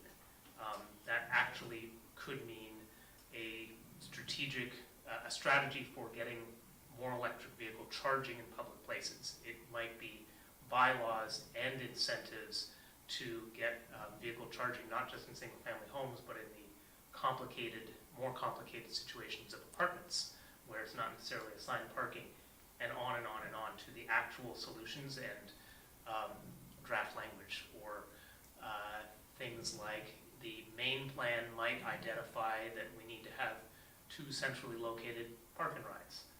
The implementation plan would go to the next stage of working with property owners to find those locations. We have funding this year through our Unified Planning Work Program request to the Regional Planning Commission for the transportation sector. They get federal transportation dollars, and they thought that this was a creative approach that was very consistent with what they're trying to do with their work plan. So they've assigned $30,000, of which we have a 20% match, so $6,000 towards the transportation sector. Other sectors would be to follow, and or if the council wanted to look at the resources to identify how to implement those on a faster time frame, that can certainly be a conversation with council on whether we're talking about thermal, electric, or the governance part of it, which is our role as a city. I like to use the term corporate entity rather than as a policy-making entity, and that's its own sector, essentially. So that's essentially where we're at. In terms of, I described some of the funding, staffing, I think you're well aware of. Right now, the planning and zoning staff is really focused on implementing and completing the work under interim zoning. So we have been working with the Regional Planning Commission to get the scope of work for this, the climate action plan in good shape, and to start to work with them on the transportation side. They would likely bring in a consultant that they would work with us to help to do that. And their priority would be to get these both completed in the coming fiscal year. Council, you can help us to determine the priority within that. But we know right now that the first priority is getting the projects under interim zoning complete. So that's the dime tour. We proposed a few key questions for you all to consider. I I think the biggest one, I mentioned at the beginning that the climate action plans would be striving to implement the goal. An approach that can be taken is for the working group, the steering committee, to come back to you and propose what the ultimate goal is. That can be an approach. I will say that based on experience, the likelihood is that developing a goal from a grassroots perspective will take up a substantial amount of the budget you've assigned to the project. Another approach could be that the council uses a goal such as the one that you established in 2017 to essentially adhere to the state's goal of 90% greenhouse gas emission reduction by 2050 in the Paris Accord, or set a different goal that you all determine, in the not too distant future, to give everybody the same objective from whoever's going to be working on the project. So that's question one for you. Question two is the steering committee governance of this. Our recommendation, including that of the Energy Committee, is that this be a cross-section of people from different perspectives to make sure that ultimately this isn't a plan that sits on a shelf, that it's one that is really challenging assumptions and getting buy-in. And then the third one is we described the current staffing and funding available.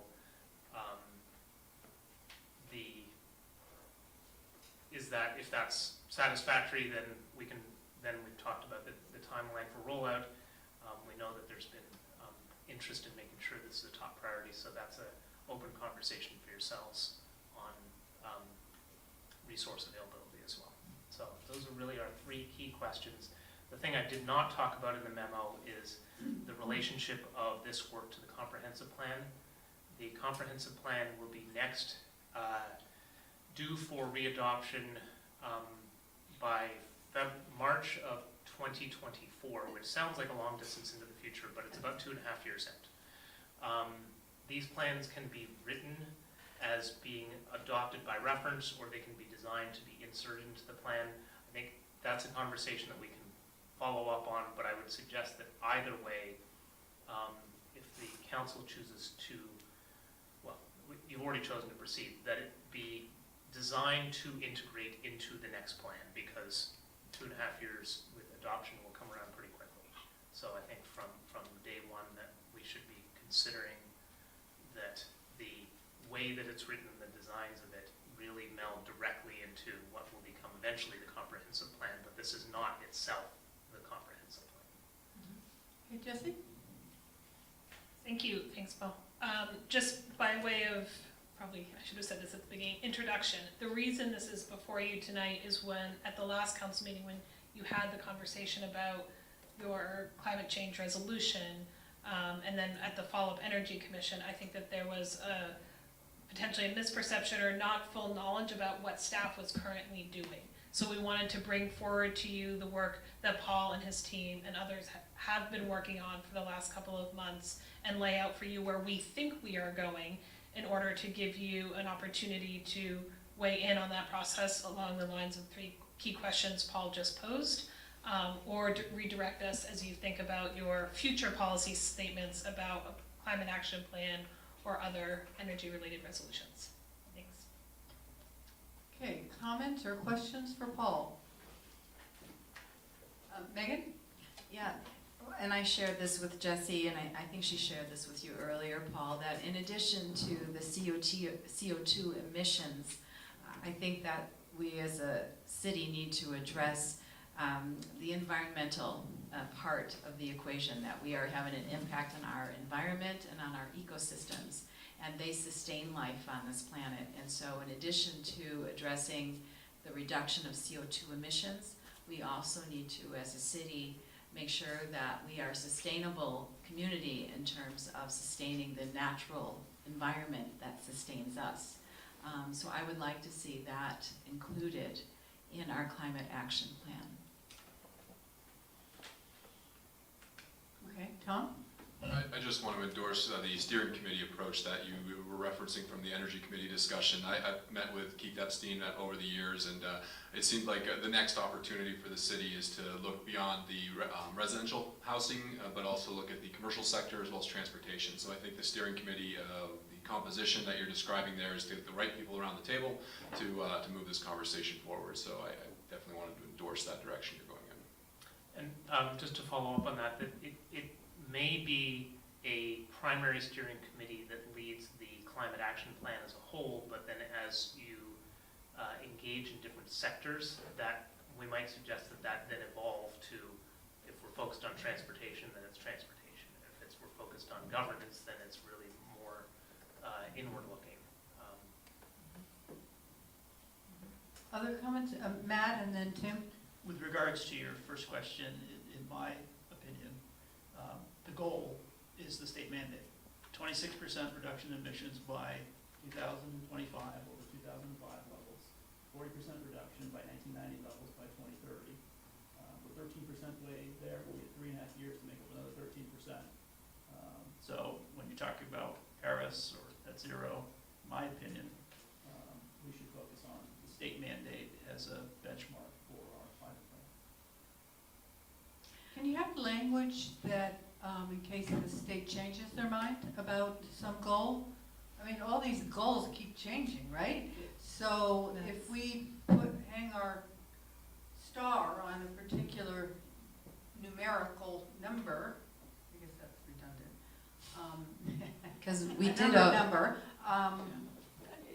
you know, then where are we if science changes it a little bit, says, well, this maybe is a better number. And we did already commit to the Paris climate goals in 2017. Right, I don't know if they included your environmental. No, I don't. So that's a. But we didn't read the aspect. hundreds of pages True. that agreement comprises. And that's my question for you, Tim, is how much do you want to read? So I have a question, not a comment for Paul, though. What's important to me is not so much the goals, because the goals could be A or B or C and move up and down, whatever it might be. What's important to me is that this steering committee and whoever's working on it really understands and identifies what the dials are that we can turn, right? So that we don't have a dial on building codes in South Burlington. We do have, I think, a clause that says that certain types of construction have to agree to the Act 250 stretch codes. I don't know where the Act 250 stretch codes are anymore. Are they the tightest, codes that exist, or are they working on enhancing that to make, buildings even tighter and more efficient?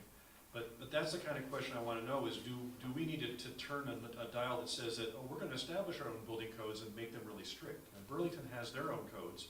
They're going down some paths that are really interesting, right? But we also have the ability to turn some regulatory codes, and our own capital plan should probably reflect things. So that's what I'm interested in knowing is, what are all the dials that we have at our disposal, and do we have to invent some new ones? And which ones would give us the most return for the least investment, right, that we can take advantage? So what's the low-hanging fruit to start with, and then what are our longer-range actions that we can take? So. Well, and that's fair, and I think that especially on a subject that is global like this, understanding where the city wants to put its efforts is going to be important. In my mind, there's sort of three basic buckets. There's the regulatory tools that we have that could be, the regulatory tools and policies that the city has that we can enhance, modify. The tools enabled to us that we have not considered yet as a city, and then those subjects beyond us that the city can choose to lobby others, frankly, lobby the state legislature to change. And so deciding where you want to put effort ultimately into these categories, I think, would be important. So just to answer Helen's question, it does address the ecosystems and the agricultural uses and all the rest. Okay, thank you. Matt? So, disclosure, I'm on the code council that is going on in the Public Service Department to update the RBs and CBs, the regional building energy codes and the commercial building energy codes. and those will be updated. I don't know how that will, what the end result will be, but I certainly think I'm sure CCRPC is looking at how they can be integrated and adapted locally. Well, we could specify that though, correct? In the direction of what we would want them to include or review would be, if there's updates in the building codes, the state codes, if they're tighter than what we have, then I would think we would want to adopt that. And that's most likely the scenario that's going to happen. And so it's also, as Senator Chittenden would know, action always addressing Act 250 and whether or not Act 250 approved residential housing and commercial construction has to meet certain higher standards for energy efficiency. So that's also happening, but that doesn't address single family lot, private home, no Act 250. So to Megan's point on the environment, do we, when you really think about the natural landscape, is there a way to estimate the value of like old forest growth because they are a carbon sequester? Or sink, right? Pardon me? They're called sinks. They're sinks, okay. And, as part of our work, so that if you opt to cut down an old growth forest, then we would be reducing our resilience and ability to meet those goals. Would we not? I mean, it's probably a hard thing to estimate, but it seems like that needs to be part of the conversation, that there are natural features that are working unbeknownst to many of us to what extent, but science says they work really well, so don't mess with them. So that seems to me needs to be part of the equation and conversation when we talk about regulations and what we can do as a community to meet these goals, whatever the goals are. And I think that it's preparing for what we're hearing about, which is lowered access to food, prices of food increasing, doubling by 2030, and really the need to, that's why I'm inviting someone who works with New Americans on agriculture to provide the ability for our, individual plots to be part of our land development regulations, whether or not there's an HOA, whether or not it's a PUD, that there, in addition to civic space and recreation space, that there be space for people to grow food, because that is what we're facing. And that's part of the resilience, right? To build a resilient community, you have to be prepared for what is coming. Tom? So I really want to pick up on what you were just saying, Councillor Reilly. I definitely like the approach of working with the Regional Commission and aligning with Vermont state goals, because South Burlington's not an island, so we want to have policies about forest sinks that are consistent with, as the Eau Claire property shows us, that we want to work with our neighbors to adequately plan for land use. And if we do it in isolation, I don't think we're going to achieve our goals nearly as well. And that also reminds me of another thing that I think is why it's so important to take the steering committee approach and also continuing your work with the CCRPC. I was on a weatherization call today led by Neil Underville. I don't know if that's the committee that you are on. I didn't see you on there, but Senator Bray was coordinating it as well. And they raised something that I had not heard of before, on-bill financing to support and finance weatherization projects. We've talked before about PACE financing, which has to do with the municipal entity holding liens on properties. And that hasn't really gone far because of a variety of issues. But on-bill financing through agencies like Vermont Gas opens up a whole nother revenue stream for low-income individuals to be able to weatherize their homes. City of South Burlington can't do that. So my point is, I really like working with the Regional Planning Commission, aligning with the state goals, because I think we're going to get to our ends and our means better as a team, and rather than in isolation as just one community setting these priorities. Well, all the energy efficiency work and sound work that the airport is doing with the homes in Winooski and South Burlington, and I guess there's some in Williston as well, is in partnership with Vermont Gas to do, and Efficiency Vermont to do some of that while they're putting in, I guess, new doors and windows to maybe throw in a heat pump or something to improve that structure. Matt? I hate to keep harping on this, but I just want to correct what Senator Chittenden just said. The state no longer has goals. They have mandates. They're required, or else the state is sued under the Global Warming Solutions Act. So we have mandates that we have to meet to reduce emissions, and there's a number of work that's happening, including what Councilor Ridley suggested at the Climate Council, where they're talking about how they calculate forests and agriculture as a carbon sink, and how that can be included in the calculation to determine whether or not we meet not the goals, but the mandates as established in Global Warming Solutions Act. So that is happening at the state level. So, For the record, you can call me Tom, it's all good. Jesse? I just want to share that we do have folks online who would like to make public comment when you're ready for that. Okay. Are there other comments by councilors? Well, I guess I would just add that with regard to the governance, two things. One, I think that the concern is also the staffing of this kind of steering committee. And so I'd just like to talk with my fellow councilors, Tom, Helen, Matt, and Tim, about perhaps retasking the Natural Resources Committee and increasing its membership to include the leadership skills and experiences that we would like to have on such a steering committee. That way we would have Ashley perhaps continue to serve as the staff liaison, and we wouldn't have to staff a whole new steering committee. That was a suggestion I had. That's part one. Part two is I think it's really important that we take this step, because with regard to governance, I think that the public and our constituents will respond well to this action on our part, and they are going to look to us to make these steps, and we will in fact instill in them confidence that this is something that is doable, and that's important. So I really support this effort.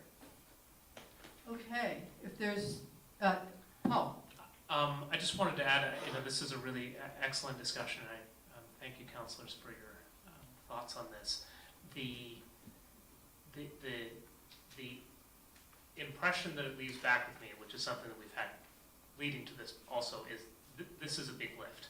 This is a substantial citywide effort to be tackling this from not just a individual project perspective, which you've heard, I think, a lot of excellent work that's been going on in the last few years, but what I'm hearing as feedback here really sort of gets to, has a lot of roots in any one of the suggestions and ideas that were brought up this evening are big projects. So I want to make sure that we're not underscoring the scale of this, and also that as we think about what will be in year one and how we make use of our resources with the Chittenden County Regional Planning Commission, that the funding allocated to that is, it's substantive, but it's small in the big scale of things. And so we want to make sure that what we're getting in each stage of this is meeting your expectations at each stage.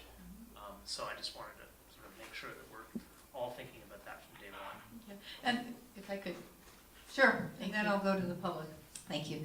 That I see that there are short-term and long-term goals, and with regard to the short-term, I think the steering committee, but also the current regulations that we are working on as a city, that is a short-term goal for us to include in this deliberation.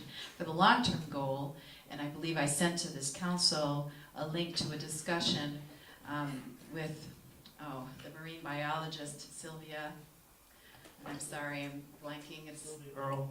Thank you, it is a senior moment. Yeah, it is.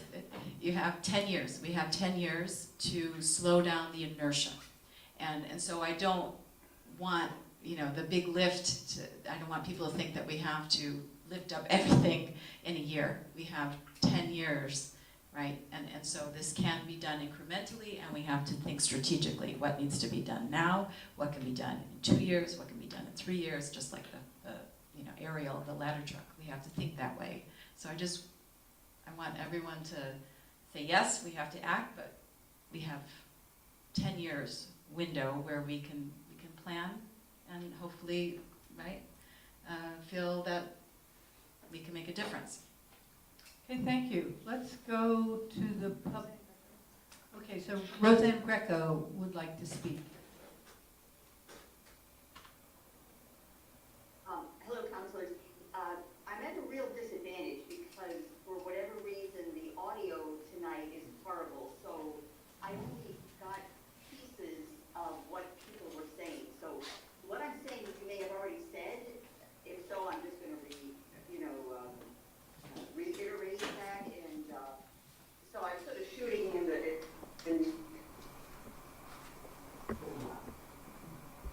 Oh, and Roseanne, you're frozen. Dark here. I think I heard Ian said it. I was thinking on.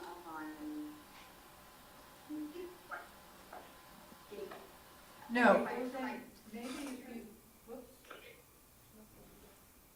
Yeah, if you turn off your video, Roseanne, we might be able to stream your voice more easily.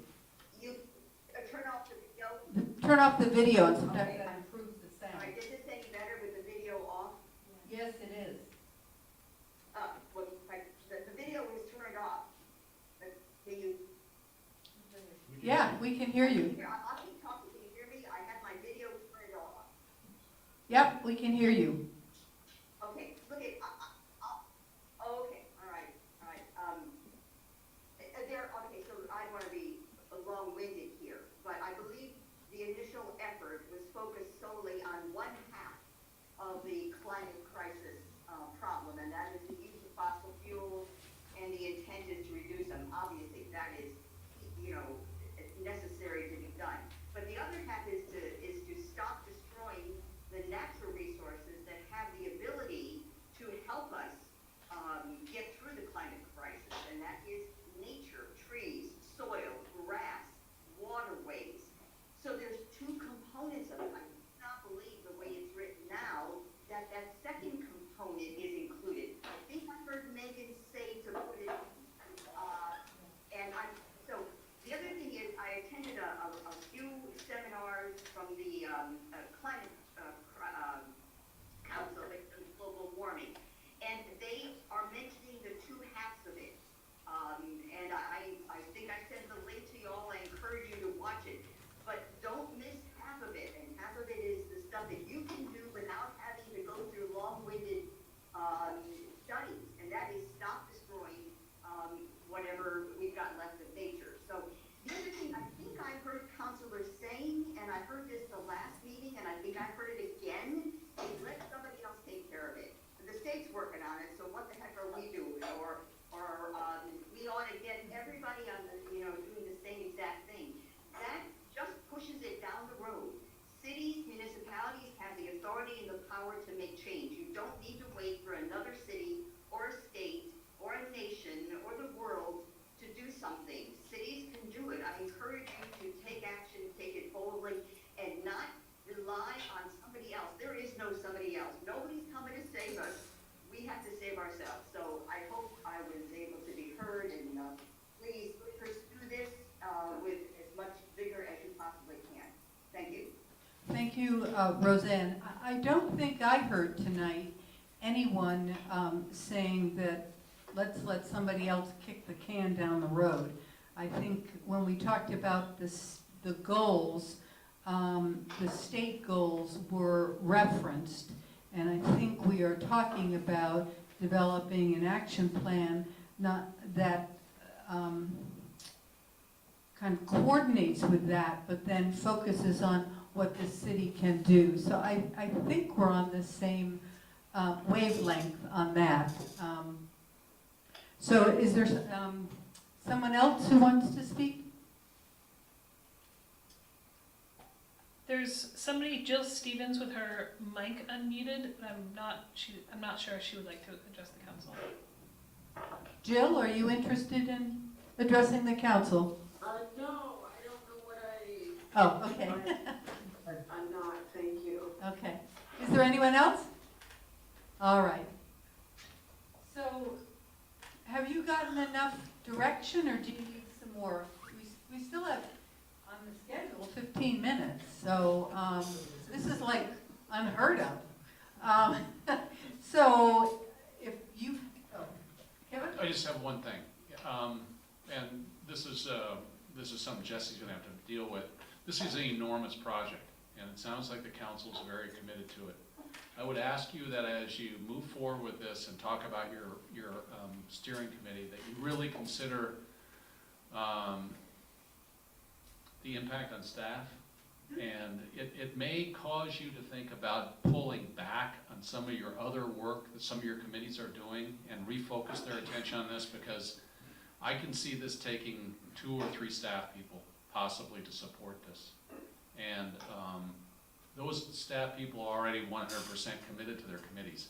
So if even as you move forward with this, you can think about pulling back on some other things the committees are doing, I think that would provide the resource you need and not overburden the staff. Okay, one of the things that I have spoken with several counselors as well as Jesse is early on in her tenure is really getting the committee chairs to share with us what their goals and what they're working on, so that we can do just that, Kevin. We can say, maybe that was a big need or interest 2 years ago, but we would like you to focus on something else and really coordinate their work a little bit more. So hopefully we can achieve that, because I appreciate it. This is a big lift, and we have, gosh, I don't know, probably 80 or 90 volunteers on all these different committees. So that's a considerable pool of energy and people and thinking that if we redirect them appropriately, we might be able to get somewhere. And Jesse likes to work that way, I know. So. Well, this is really helpful. I appreciate your time. I think a couple of things that we'd like to take back and think about and maybe bring back to you are, Councilor Emery, your thoughts of the different pieces of this.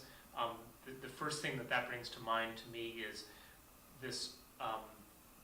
This brings it closer to the multitude of issues that a comprehensive plan gets into, and that's not a bad thing. It just means, how do we shape this in a way that is really informing the next comprehensive plan? And maybe, this is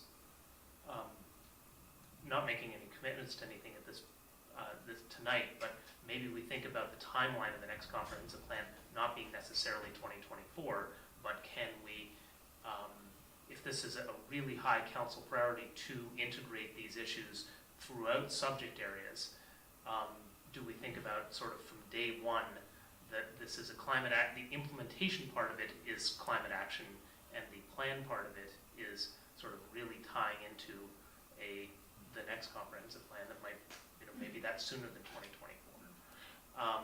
And then also your thoughts around the committees, I think is a really good idea, and thinking about how can a variety of different groups be supporting, working in support to this. So we can make following up with Jesse and Andrew on this and coming back to you with some additional thoughts would be great. Yeah. Yeah. Any further comments for Paul or questions? Just to pass along to Paul, and we didn't report on this, but Helen and I and Jesse attended the Energy Committee meeting, the last one, and I was in touch with Ethan since. And although at the Energy Committee meeting they declined our invitation to be the Climate Action Task Force, Ethan let me know in an email, we still want to work on this and to support it, since this very much involves what we do as the Energy Committee. So just wanted to go along with what you were saying, Paul. I want you to know that the Energy Committee is already said present and ready and willing. That's fantastic, and thinking about how to have committees such themselves working in support of and building to a greater single and not sort of be working in parallel on the same issues. And I think that would be an important structural thing for us to address as a community. So thank you. Okay, thank you very much. Is So moving on to item 13, this is the council consideration and possible approval to submit a federal RAISE grant application to fund a pedestrian and bicycle bridge over I-89 at exit 14 and letter of support. And is Alana joining us by video? We are ahead of schedule, I might add, so. We could take our snack break early if you want. Sure. Okay, why don't we do that? So for those of you in the audience, we have one public member. Yay! This is a bit of a celebration, consideration of a lost resident, the changing of the guard. That's and why I'm here. The new guard. Tribute to Kevin. So, well, that's great. So I made some strawberry shortcake that I'll get out of the refrigerator, and you can help yourself. And then we can celebrate before the fact of saying goodbye, and after we said hello. So we'll just take a, 10-minute break. And so all of you at home, if you're still listening, take your glass of wine and raise it to this new administration and all the considerable issues that we continue to struggle with. So I don't want to pose a break, but it did just say Alona has arrived. Well, let's do the break. Yeah, she can. And Helen is the chef. I just wanted to give credit to Helen. No, Megan was going to bring champagne. And I was told do her, that. I was told I was not. I think there's a policy about no booze.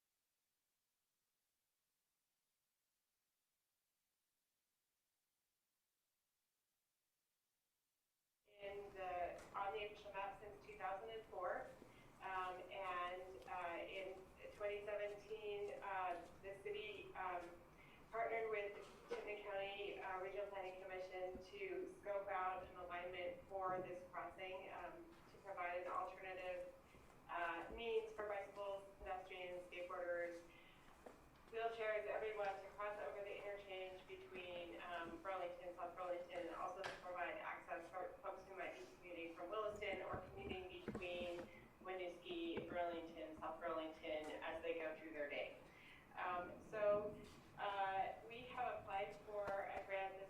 The RAISE grant is the current incarnation under Secretary Buttigieg for transportation improvements in the sort of $10 million to $25 million range. It's a discretionary grant, and was first its first incarnation was as a Tiger grant, and then it was a build grant. We applied several times before with increasingly better reviews as we debriefed on our applications. Last year, we actually made it to the Secretary's desk. It's a very, very competitive grant, and this so by making it to the Secretary's desk, we went from sort of a it was like $1 billion being granted and $10 billion asked for to $1 billion being granted and $3.5 billion being asked for. This year, the program currently has $1.5 billion, and we are requesting just under $12 million. We will need to match this. The required match generally for the program is a 20% match. Because we're a rural project, we can ask for a 0% match in an application. We did have a lot of conversation with the staff about this project and generally, and they said that certainly it is looked favorably on if a community has skin in the game. This project is a tax increment financing approved project, so it's eligible for TIF district financing for up to 30% of the costs. Just under $4 million can be spent. So we're recommending that we ask for a 20% match be provided, or that the city commit. We obviously haven't signed any grant documents by submitting the application, but that we provide a 20% match to the federal government for their grant, and then some of the funds, the delta between the 20% and the 30% of project costs, are used for all the costs leading up to a grant award, as well as any non-participatory costs. So, for example, anything that's proprietary, if we run a specific street light because it matches other street lights within the city, or specific landscaping that is a proprietary type of tree, like any tree that has a name on it as opposed to just being a species tree. So things like that are not eligible for the grant generally. I've attached the grant request form, which is sort of our formal request for approval to submit a grant. And then there's also a draft letter of support for the grant. I did correct a typo on the version that is in the folder. The notice of funding opportunity. We are working with the grant writer this year. It's a very, as you've seen, it's a pretty complicated grant application. We write a 30-page narrative, and we are making adjustments this year in order to conform to the expectations of the new secretary. Last year, equity was not a priority. This year, it is a priority. So we're working on just incorporating all of the great things that our region is doing around equity and how it relates to this bridge, and making this bridge a good project for the overall community. And then there's also, I've attached the study which sort of reviews the public process to date. We would anticipate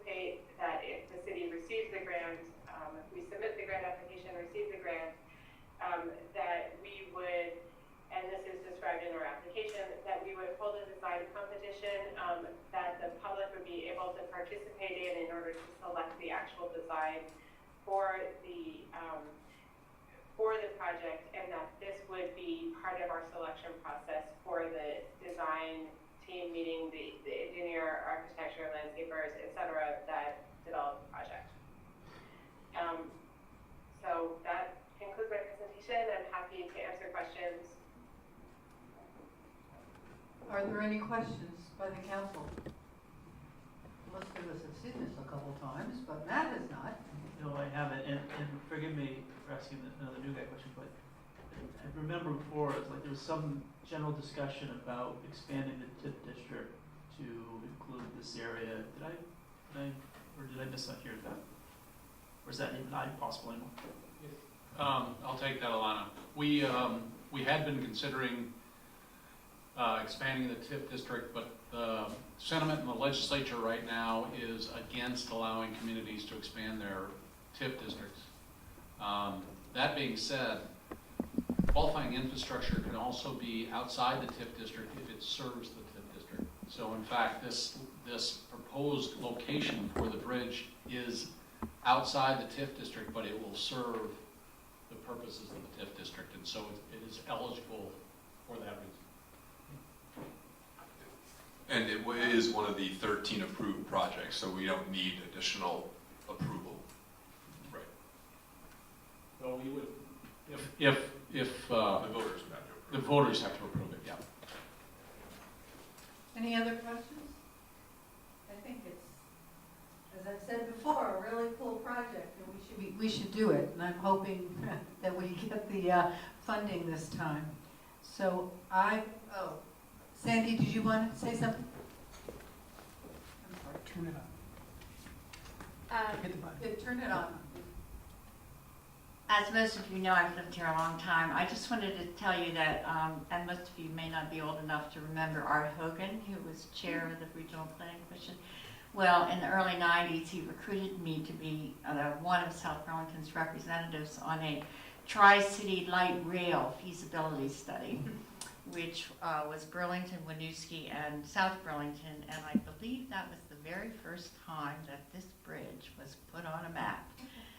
So I don't know if that would help your application, that we've wanted this since the early 90s, Ilana, but I just thought I'd share that with you, and I'm so hopeful that maybe with a new administration we'll get a yes in response to this application. So, right on.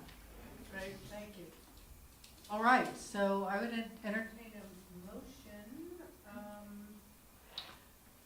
to submit the federal raise grant application for this pedestrian bicycle bridge. So moved. Second? Is there any further discussion other than hallelujah?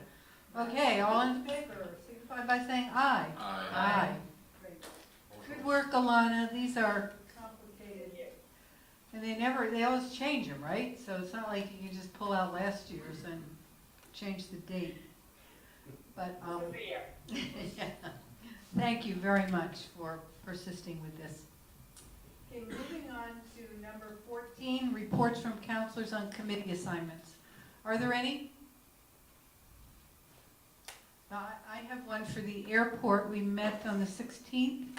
Actually there's two things. One is that the sound insulation plan will be sent out this week or next.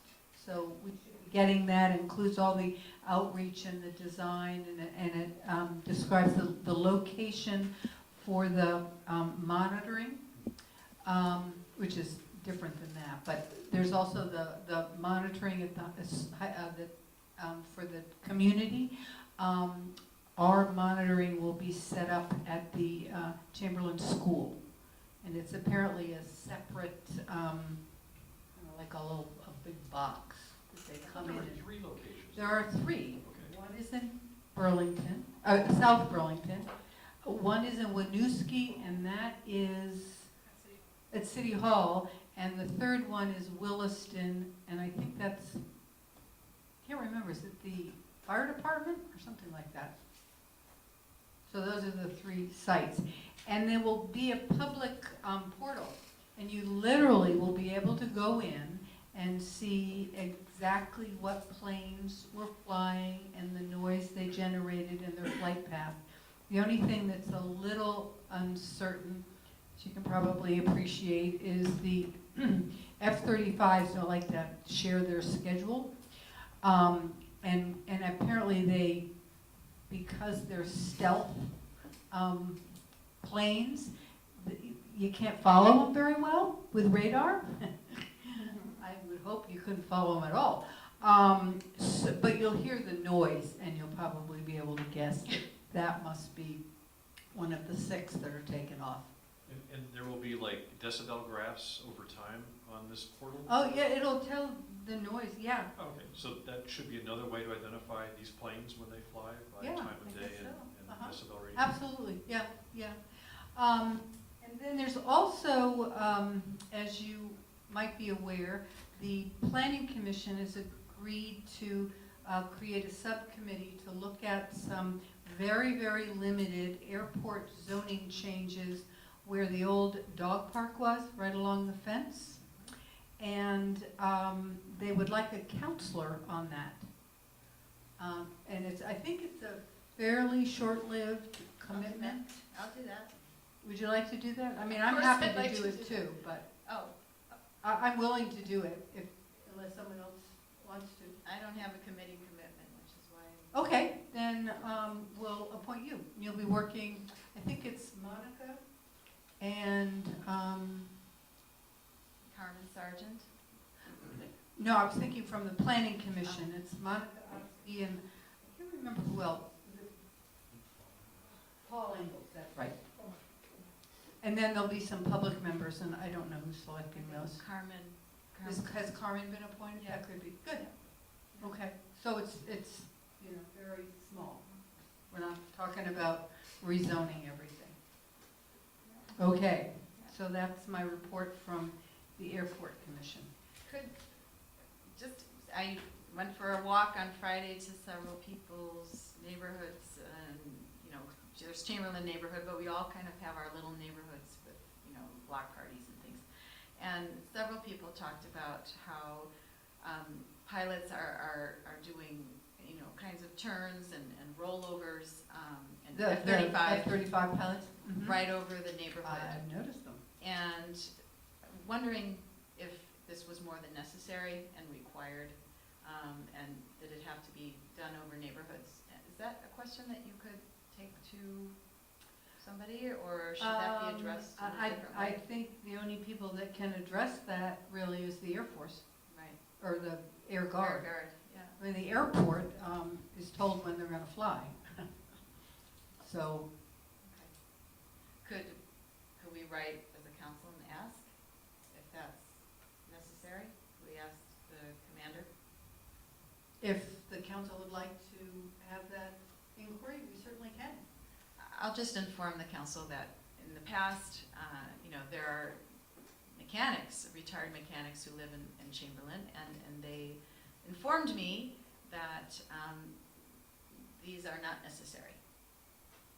So I think it might be worth a question. And there's certainly the complaint option as well. But we could certainly write a letter from the council, just inquiring about their flight patterns. We haven't had the guard in for quite a while.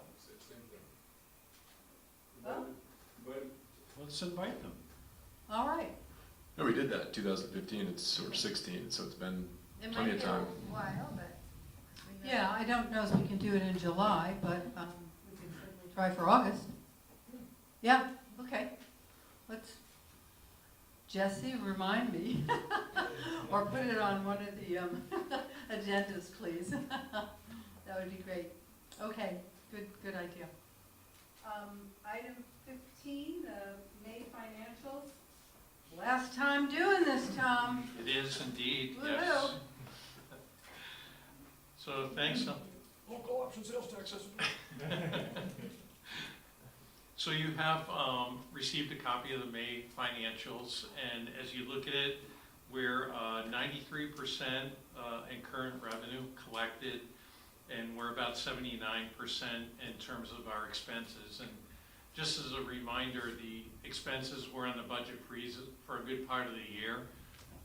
We expect that expenses will stay well underspent, at least underspent in terms of balancing out the revenue for the year, which, to Megan's point earlier, it's going to give us some extra dollars that we could attribute to a specific project or something like the fire truck maintenance. So I think we're in good shape there, and I can talk a little bit about some general expenses and revenues for May, but we'd like to talk a little bit too about some projections for the end of the fiscal year, just to kind of give you my perspective on that from where we sit right now. So on the revenue side, we've collected all but a small fraction of our property tax. Less than 1% is still out there, and I mean, it's a very small percentage that's left. So we're in good shape with the property tax. The local options tax, we've been talking about that all year. The rooms and meals is going to be down. It's a question of how much. I think it's going to be somewhere in the $500,000 to $600,000 range, and I'll show you a chart on that in a few minutes, actually, Jesse, if you want to pass those around. Fire inspection revenue is going to be down. It's really related to building and planning and zoning permits issued. Ambulance billing is going to be down. Interest on accounts is going to be down because the interest is very low right now in terms of on investments. Police department impact fees, also associated with development, is going to be down. And road permits are going to be about half what we expected them to be for this fiscal year. That's the bad news. The good news is we have enough revenue to make up for that on the other side of things. So as we look at the fact that we don't have to pay anything on the pension note this year, that's about $661,000. The coronavirus relief fund has given us a little over $164,000. FEMA, in terms of a receivable that we have for them, we have an additional $322,000 in the general fund coming in, and a $40,000 additional in our enterprise funds that will be coming to us. Clerk recording fees continue to be really good. Don is making up some extra revenue there, and for the first time since I've been here, we're actually getting a workers' comp reimbursement instead of an additional payment after our workers' comp audit. Our mod is less than 1. It is really good right now. The overtime for the past year has been in check pretty well, and we received a $107,000 check just last week from our insurance agent. So there's a combination of things that, even though we're going to be roughly $1.3 million short on major revenue streams that we currently have, we're over that $1.3 million with other sources of income that we've received, and the fact that we know we're going to have expenses that we're not going to spend. The other area that I'd just like to address is health insurance. We're in really good shape this year with our health insurance. I'm projecting somewhere between $300,000 and $400,000 to the good at the end of this fiscal year. And I'd like to suggest, as Andrew and Jesse bring that back to you once the fiscal year is closed and we know exactly how much is there, assuming that we've met budget and everything is balanced well, that we create a special fund for health insurance. Now that we're self-insured, there's probably going to be years where there's going to be a little bit more expenses than what we budgeted for, but this past year we're in really good shape, and it might be wise to establish that fund just as additional insurance, so to speak, so that if we have a year that's a little bit tough, we're able to fund that without impacting the general fund. So Would that be just a one-time creation with the savings this year? Or are you anticipating that every year we might have? Well, the fund, I think, only needs to be created once, but I think each year, Andrew and Jesse need to look at it and see what additional revenue might want to go into the fund or just go onto the fund balance. I think it's essential that we have something in the account. I'm not sure that it's necessary every year that we put a couple $100,000 into it. I think once we establish a good pool of money that we can access if we need to, then that might suffice. So, again, once we close the books, I think we can look at that a little further. And the only other thing I would suggest is that we probably just kind of accrue the paving money into FY22. There's an additional $335,000 that we haven't spent in fiscal year 21. Justin has projects all lined up for fiscal year 22, and that money is ready to go. You approved the paving schedule that he submitted to you, I think, back in April or May. And again, I would suggest that maybe we take that $335,000 if it is not needed, and again, we won't know that till about the end of August when we officially close out FY21, that we accrue that money and allow that for additional paving to go to Justin to make up for some of the backlog on streets that haven't been paid over the last couple of years because we've had to pull that money back. So that would be my only other suggestion. Even with that, I think we're going to be putting money on the fund balance. So we're in really good shape. The federal government's definitely helped out and changed the perspective that we had back in January.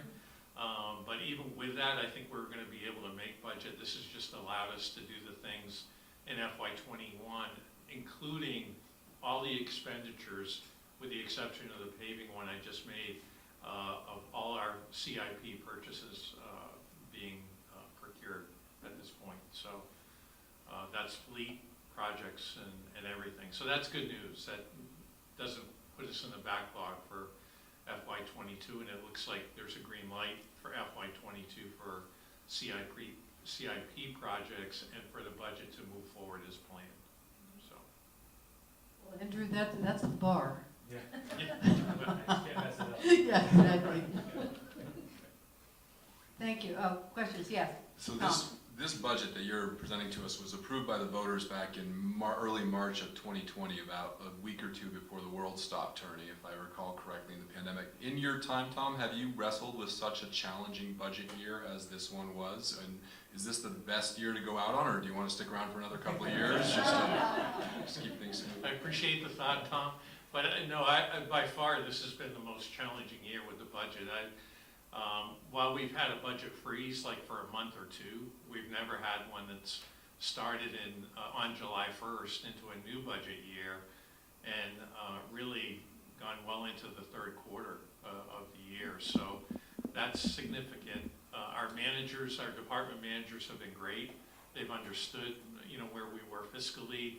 They've managed their budgets really well, and now they're at a point where they can actually see those expenditures still take place before the year end. So we ended on a good note, but it was hard to know where it was going to go, and it was definitely challenging, and certainly didn't want to leave things in a hole. That's not the way to go out. But I'm encouraged as to where we're at this point. Well, thank you. Any other questions? Matt?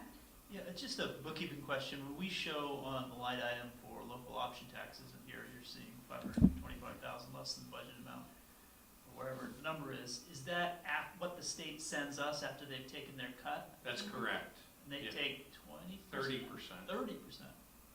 Well, we should change that. What's the fee fee make it? It's about 87,000 or something? The flat fee or a percentage? Yeah, I actually think I sent it to you, Matt.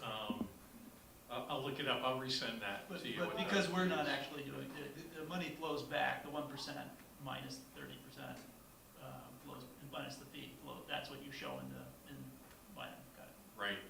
And just to further get your goat, not all communities pay that. There are Right. Burlington and St. Albans don't pay that 30%.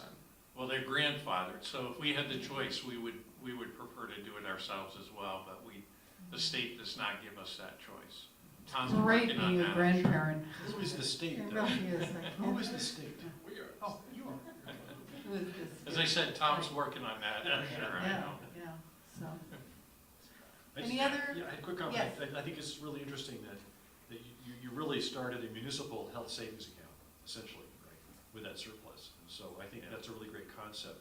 If we continue going down a captive insurance model, Correct. That will be really beneficial to have that, and that's kind of one of the models that, private companies, have for many of their employees.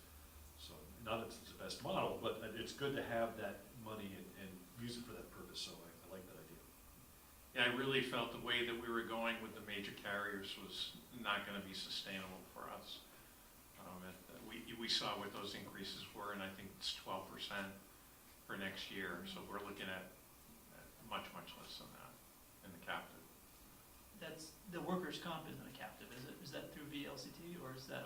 or Workers comp? is through Hickok and Boardman, yep, and Travelers is the. Okay, any other questions? Well, great. Okay, It's thank good you. to- It is good to end on a Yes. high note. Feel a lot better about that report than I think I would have in January. Yeah, we're appreciative of that, very much so. So moving on to item 16, recommendations to the council related to staffing and possible action involving investing funds from the American Rescue Plan Act, ARPA. And Jesse will be. Thank you. So what I'm looking for tonight from you all is comment or a general head nod of a plan to use an initial phase of the ARPA funds to, quote, unfreeze the positions that are currently in the FY22 budget but not funded in the FY22 budget. So a few more sentences about that. As I think you heard Congressman Welch share a couple months ago, South Burlington may be in line to receive about $5 million of ARPA funding. The reality for us right now is that only a third of that is directly allocated to us as an entitlement community. The 2/3 of that is allocated to county government nationwide, and in Vermont, our Vermont delegation has worked really hard to say we don't really have county government in Vermont, allocate that to the municipalities. U.S. Treasury is not buying that argument, so it's likely that those dollars will go back to the legislature, as they did during ARA, and then the legislature will have to do whatever they're going to do. They could do lots of different things. We are hoping that they'll allocate the majority of it back to municipalities, as was the intent of, our argument was, as was the intent of the federal legislation. So right now what we know is what we have an allocation of about $1.8 million as an entitlement community. And one of the qualifying ways to use that money is to fill revenue losses. So what you see in the memo is the analysis that's been done about where we've seen those revenue losses. So these are very similar to, the same chart that Tom just described in the May projections. So that is all to say we could use about 1.2 million of that of the 1.8 million to fund revenue losses, bring them into the budget, and then allocate those out to bring back staffing. I am not convinced we would need to use the full 1.2 million for that. It would be about $500,000 in FY22 if on July 1st all of those positions were unfunded or were refunded. So with a tacit agreement from you all that you're interested in looking at some staffing models to unfreeze some of those positions, we would do some analysis and bring you back a set of recommendations about which positions to unfreeze at what point in the fiscal year, and then how we would use those funds over the next 5 years to grow us back to the tax rate capacity to fully staff those positions into the future. So not just what's the impact for FY22, but what would the impact in FY25 be on the tax rate? Have you had preliminary discussions with the employees who might come back?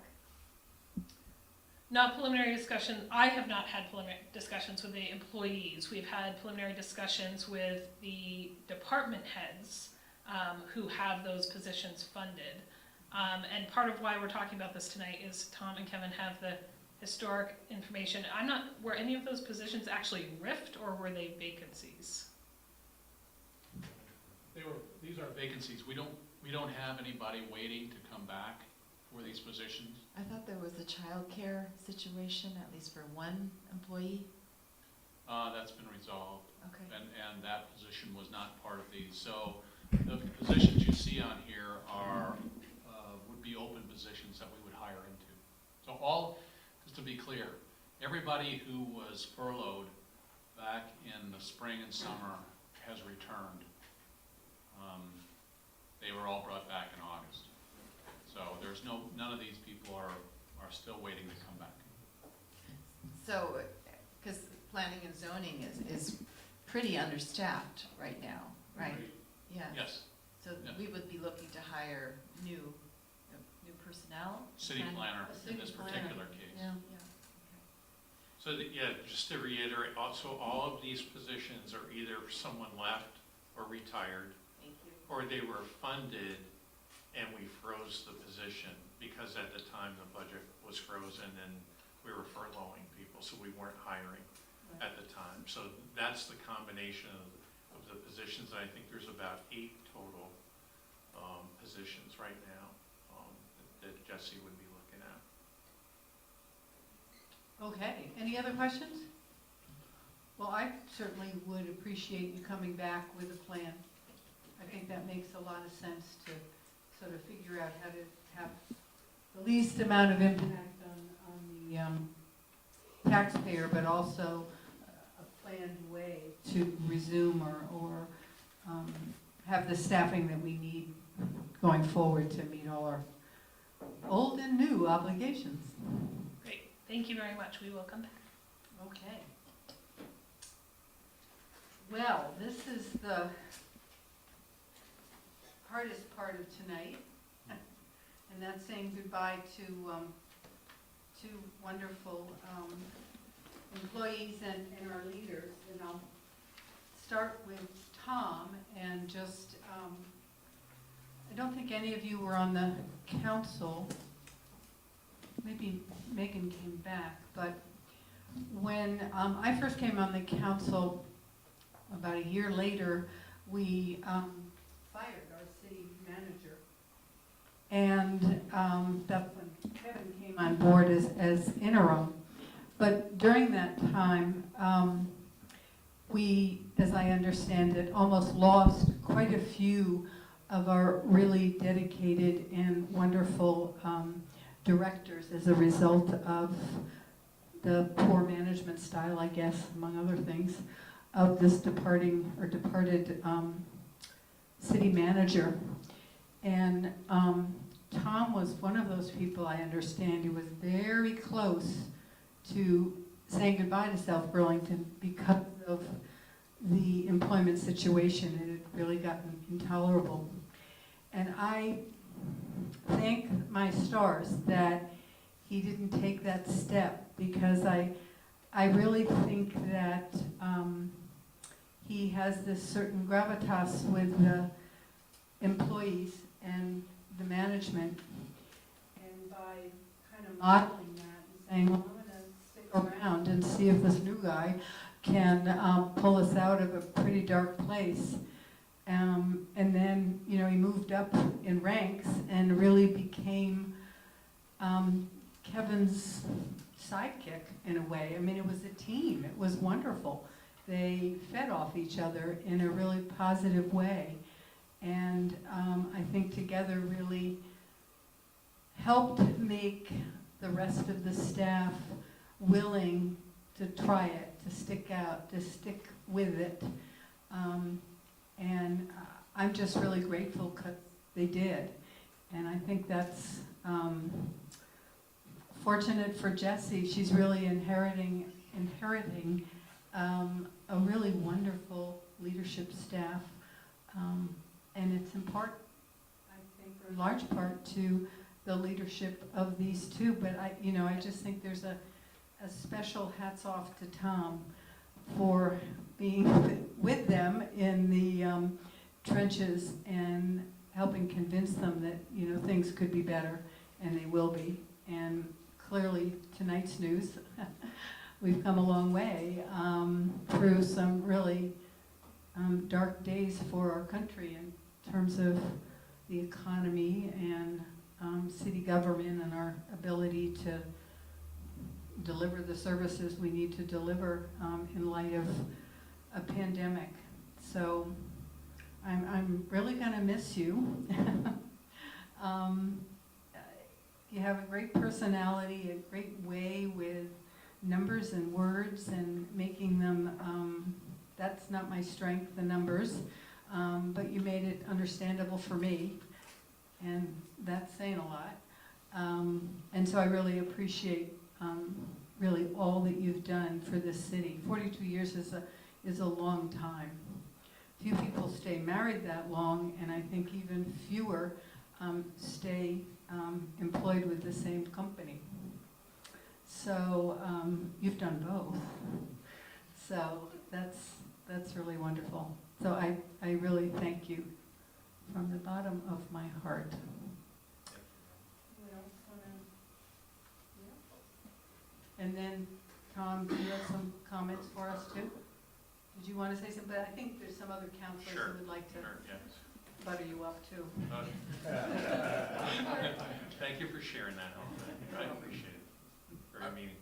I won't be nearly as eloquent, but I just want to say a couple of things. Is Tom, I've only been in this role, I'm in my 7th year, but as I hear from many community members, as all counselors do, they don't usually come see us when they're happy.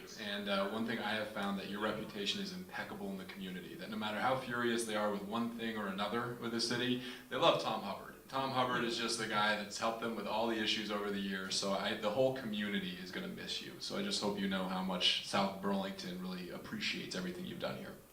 I do feel that, Tom. Thank you. I appreciate you sharing that. Thank you. Go ahead, yeah, we can go around the back. Sure. Well, yeah, I just want to second what Tom said. And I want to say that, yeah, I think that there's a lot we could say. I'll just share one personal story, that there was a concern of a neighbor about noise in a club nearby, and Tom scheduled a meeting on the first day of the semester, and I was going to go until the first day of the semester became overwhelming with all kinds of student requests, and Tom, without batting an eye, went and represented the city and checked in with me. He said, I know it's your first day, and you missed the meeting. I was like, oh my gosh. I was overwhelmed by the first day, and that's who Tom is. He filled in, he played the role that needed to be played, and it's just an anecdote that, you know, he was the neighbor, he was the advocate, he was someone who could find a solution and get things done. And on top of what Helen said, with your number sense and your communication skills, it's quite a package. And the city has benefited tremendously. And I've learned a lot from you over the many years. Thank you. Thank you. I remember that So do I. particular visit to that club. Did you resolve the issue? It all went well. And still is. Yes, So, it still is, thanks, yeah, thanks to that's Tom. even better. Thank you. So, I mean, 42 years is a long time. I'm approaching my 40th with IBM Global Foundries, so I'm behind you. I just want to thank you for I've only been here since 2016, but I've been a resident since '92, and I know my wife has known you for a long time because she was born here and has enjoyed the work you did with the Parks and Recs Department a long time ago. But what in knowing what goes on in the city, right, who are your customers? Your customers are taxpayers, right, city council, and most of the taxpayers are voters as well. And then you have staff within the city, right? And what I think they perceive, what I perceive, is what people really want in leadership is they want somebody, first of all, who's competent, right? Tom, you're competent, right? And you're confident, right? And those two things together, when you relate to people, when you're as personable as you are, and as professional as you are, I mean, it just puts it over the top in terms of trust, right? Because that's what you really want in leadership, is you want people that you can trust. And so I really appreciate that quality in you, and we're going to miss that. Not that we're not going to have it in the future, but we really appreciate it. Thanks, Tim. Appreciate your service. I appreciate that. Thanks for sharing. No, I mean, you don't have to, this isn't a requirement. I've only known you since 2021, but it is, no, in all seriousness, the responsiveness, anytime we ask a question, you can see it the leadership on down. My time on the DRB, you is see that the staff cares what the volunteers care about and are responsive to their questions, and from the leadership all the way down to, we really respect that. Thank you. Thanks, man. So now we'll listen to you. Okay. I'll try to get through this. I have prepared some statements that really been meaningful to me, so I'm actually going to read this because I need to. So as I sit here with you for the last time tonight, it seems a bit surreal that 42 years with the City of South Burlington is coming to a close. It's certainly been an incredible journey, and one I sincerely appreciate and am truly grateful for. When I first came on board in my early 20s, then City Clerk Peg Picard, some of you know her, used to refer to me as the baby of City Hall because I was the youngest and newest employee at the time, and it just seemed like it took forever to get somebody else in that role. But anyway, things have changed just a bit, and while I'm not the oldest here, Kevin, I'm certainly the longest tenured, and others will follow and surpass that as well. South Burlington is a place that I've been able to call home for many years, not only with my work, but also where my wife and I were able to raise our family, develop countless friendships, and enjoy lifelong bonds with many of our neighbors. I've been honored to serve the city as a long-term employee with roles as both the Assistant Director and Director of Recreation and Parks, with Bruce O'Neill as a great mentor, and under Bill Szymanski's and Chuck Hafter's leadership as city managers for much of my career. I've been part of the leadership team as a department manager, and in more recent years as the deputy city manager. I'm fortunate to have been able to develop relationships, enhance partnerships, and help build a level of trust and respect with residents, employees, departments, you as members of the City Council, and the community at large. I've been blessed with the various roles and opportunities that have been offered to me, and I want to take this opportunity to say thank you. Thank you to all the residents I've served over these many years. This interaction with the public has been one of the most gratifying aspects of my different roles. It is this interaction that has allowed me to develop relationships with so many people, with individuals, families, the business community, community partners, local organizations, and service groups throughout the community. I'm grateful that I've had the privilege to work alongside an amazing group of leaders and dedicated employees representing the various departments throughout the city. The degree of experience and expertise that sits around the table at our bi-weekly department manager meetings is unparalleled. This talented group of leaders represents the best the city has to offer. To each of them, thank you for the honor of working with you. It's a huge part of what I'll miss the most. Thank you to all the city employees for doing what you do day in and day out. This special team of 170 employees is what makes city government function. The roles are varied, but the significance of each and every person performing their work diligently on a daily basis on behalf of the community, together with everyone taking pride in what they do, is what makes South Burlington such a special place to work. And thanks to all of you on the City Council for whom I've served, for entrusting me with the responsibilities of my role, and the support and confidence you've had in me to perform my work here for the City of South Burlington. And thank you for your untiring commitment and leadership. I witnessed firsthand the amount of time, dedication, and passion that you've all invested in making South Burlington a wonderful place to live, work, and enjoy. On a personal level, I want to express my utmost thanks to my wife, Ann, and to all our adult children and their families, to Tim, Jeff, and Em. Family's always been the center of my life and will continue to be, and has provided the balance and perspective with everything that I do. Being out at many of the recreation programs in my younger years, as evidenced in the most recent picture in the other paper, where somebody caught me square dancing, led me away from the house many a night when my wife, I'm sure, could have used a break from the kids, but she never complained and has always been supportive of my work. As for the kids, they were with me at many of the programs and events, providing fun memories and experiences I wouldn't trade for anything. They were rec program troopers, for sure, and for all you've each become and the many accomplishments in your own careers, I could not be a more proud dad. And thank you for all the love and support throughout these many years. You've been the rock at home, the most incredible mom, and the most supportive wife throughout my career.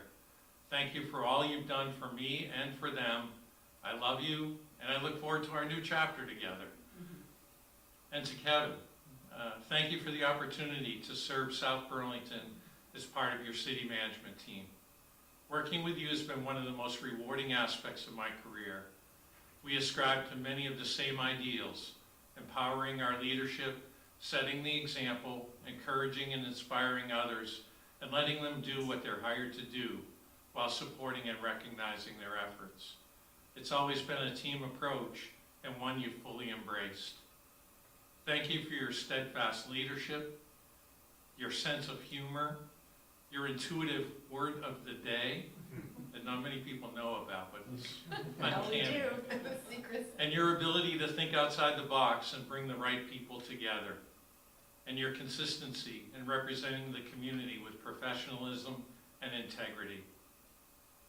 There's nobody who's witnessed this more closely than I have, day in and day out, and it's been an absolute pleasure to work alongside you. And I appreciate your confidence in me to carry out the deputy role with your unwavering support.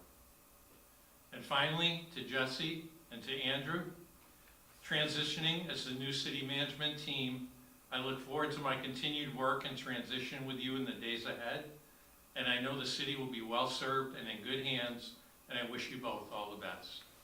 Thank you very much.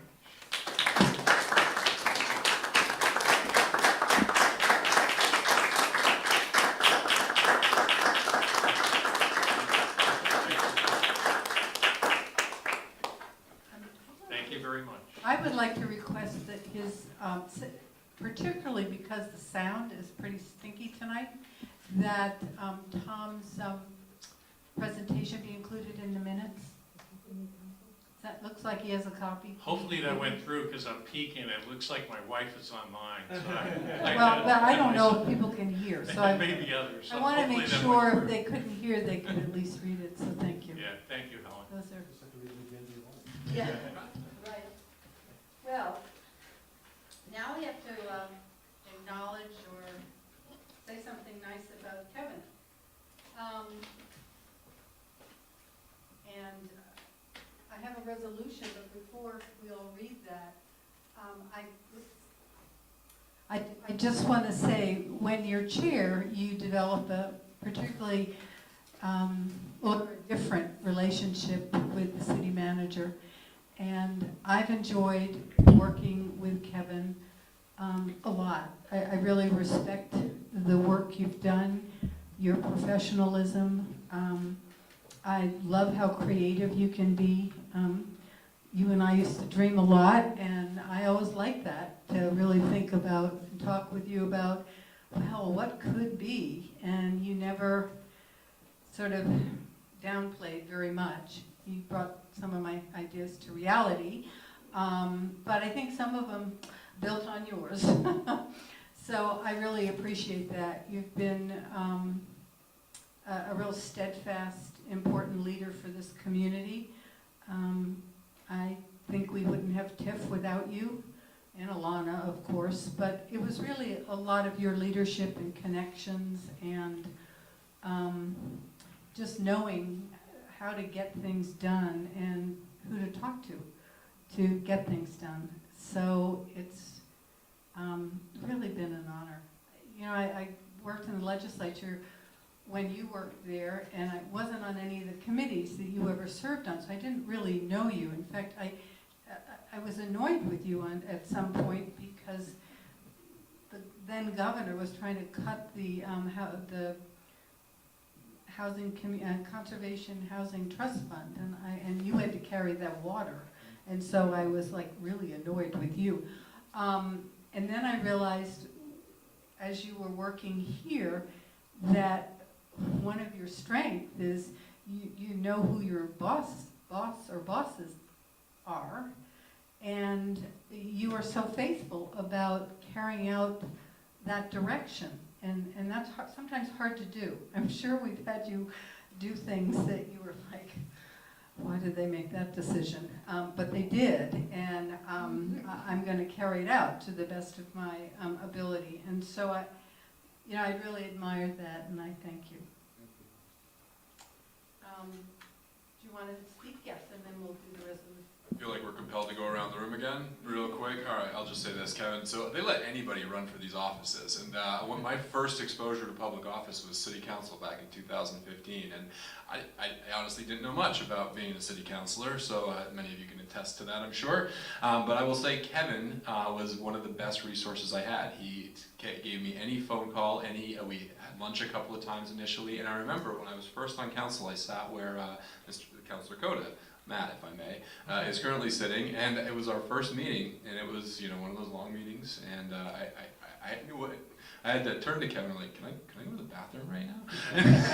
I actually tell this story to other people, because I didn't know if you could get up and break away from the space. So that's just an example of how I've gone to Kevin over the years for advice and guidance, and he's been great. So Kevin, thank you. I have learned a lot from you. I'm going to miss you, and keep in touch. Go ahead. Well, now that I sit next to Tom, he's never asked a question like that of me, I just have to say. All right, since I have a lot I could say about Kevin as well, so I just have to share, yes, my respect for your integrity and my just 120% trust in you, which is key to this form of government. And I was serving under the former city manager and bailed ship, and I'm very sorry, Tom, that I bailed ship. I'm very sorry. That was a hard ship. So, just a funny anecdote. I think I'm the only one who laughed at your joke at the police awards dinner when you talked about the guy in the snowstorm in Minnesota. And I have to say that as someone who was born in Minnesota with a Norwegian great-grandmother and the whole scene up there, I loved that joke. I'll go against him. Just briefly, I don't even know if Kevin knows this, but I first met you in 2007 when I was a former journalist moving back to Vermont from California. Took over this job for a trade association. We had a similar background, running trade associations and meeting some of the people in our circles, and knew that you had become the Secretary of Commerce, and talked about, wow, that is public service, to devote yourself to, because it is a 80-hour-a-week job, not a lot of glory, not a lot of pay. And I thought, that is the example of what I want to be, and it inspired me to get into elected office.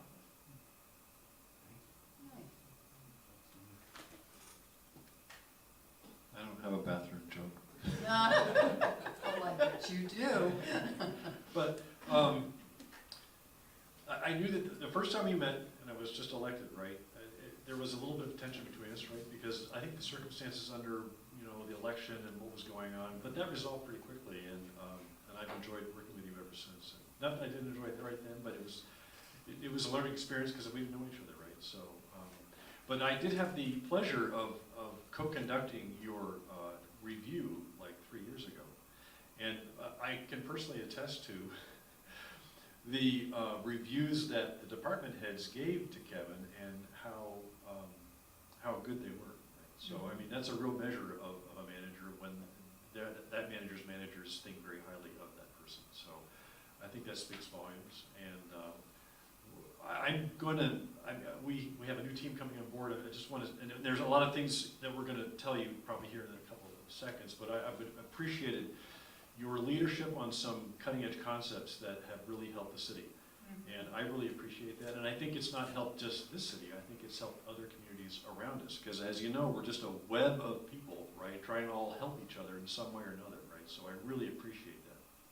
So thank you for this year.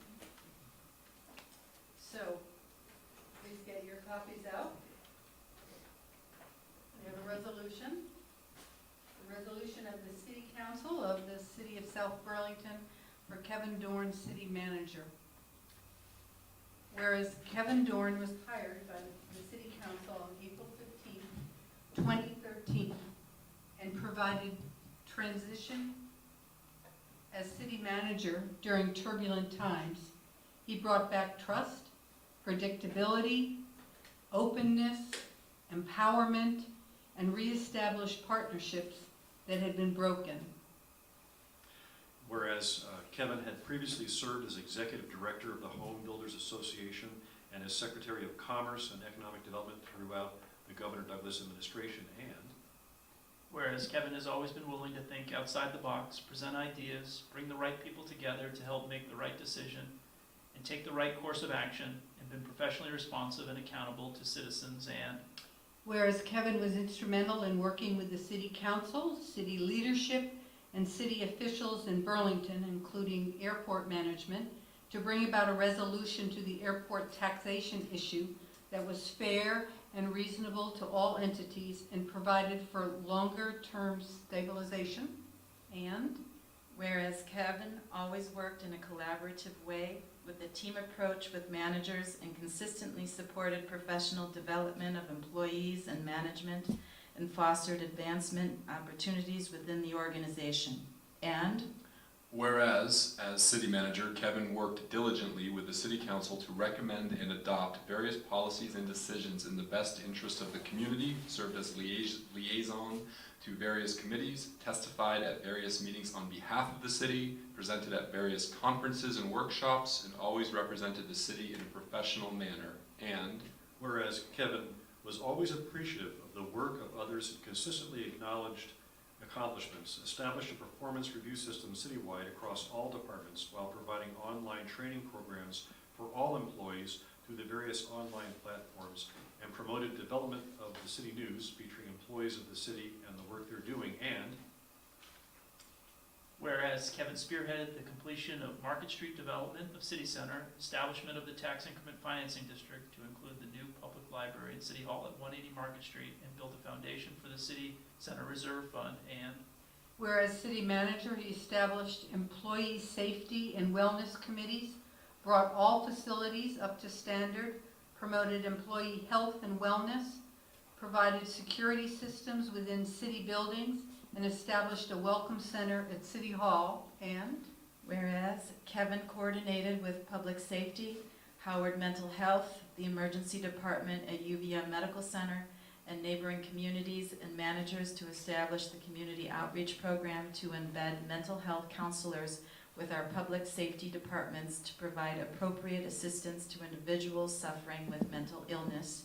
And whereas Kevin served as a leader with local managers on current issues and consideration of regionalization of services, and is a founding member and chair of the Chittenden County Public Safety Authority, which he helped establish to consolidate regional dispatch efforts. He has also been instrumental in developing shared services agreements with neighboring communities. And whereas Kevin explored options for alternative health insurance and helped formulate the captive insurance agreement for the city, and supported the concept of an employee health clinic, secured the facility in an arrangement with partnerships, and provided leadership to open the Summit Health Center for city employees and partnering businesses. And whereas Kevin fostered the digitization of records and documents through the Laserfiche platform, recommended the overhaul of our payroll system, updated employee rules and regulations, and the movement of all new employees into the Beamer's retirement system, and recommended and hired significant positions within the city to assist with legal matters, communications, and social networking, facilities management, energy efficiency, and technology. And whereas Kevin encouraged and supported the formation of the South Burlington Business Association, is a founding director of the South Burlington Food Shelf, an ardent supporter of social service organizations within the community. And Whereas Kevin served as city manager during unprecedented times with the pandemic, ensuring the best possible protection, safety, and well-being of all employees, making sure all departments were well-resourced to handle the efforts, and providing the support, strategies, and technology necessary to make remote working conditions feasible wherever possible, and conducted virtual town hall meetings with all employees to keep them engaged, informed, and supported during challenging times. And Whereas Kevin is well known for his positive attitude, sense of humor, open door policy, humility, approachability, professionalism, and his caring and respectful sensitivity to both the needs of employees and the needs of the community.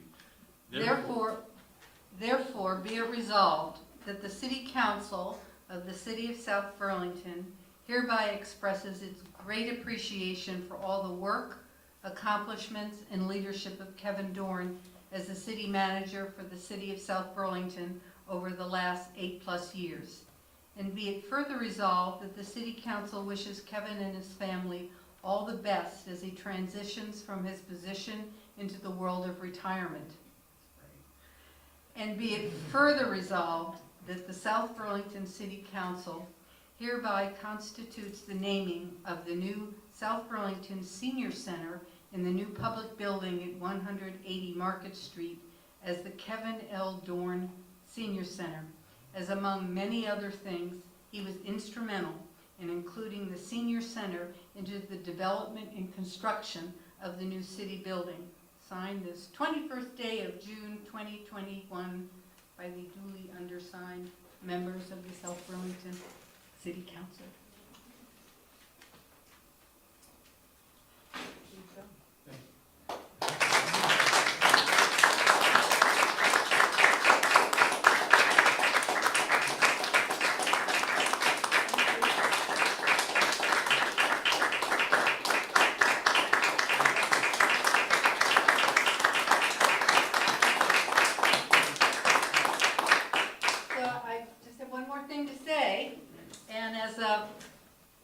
We thought about what would be a nice parting gift for both you and Tom, and decided that we would solicit donations from the council, current, and several of the past members. There aren't too many. And we have gathered a little over $1,300 to give to the South Burlington Food Shelf in honor of both you and Tom. Thank you. You are very welcome.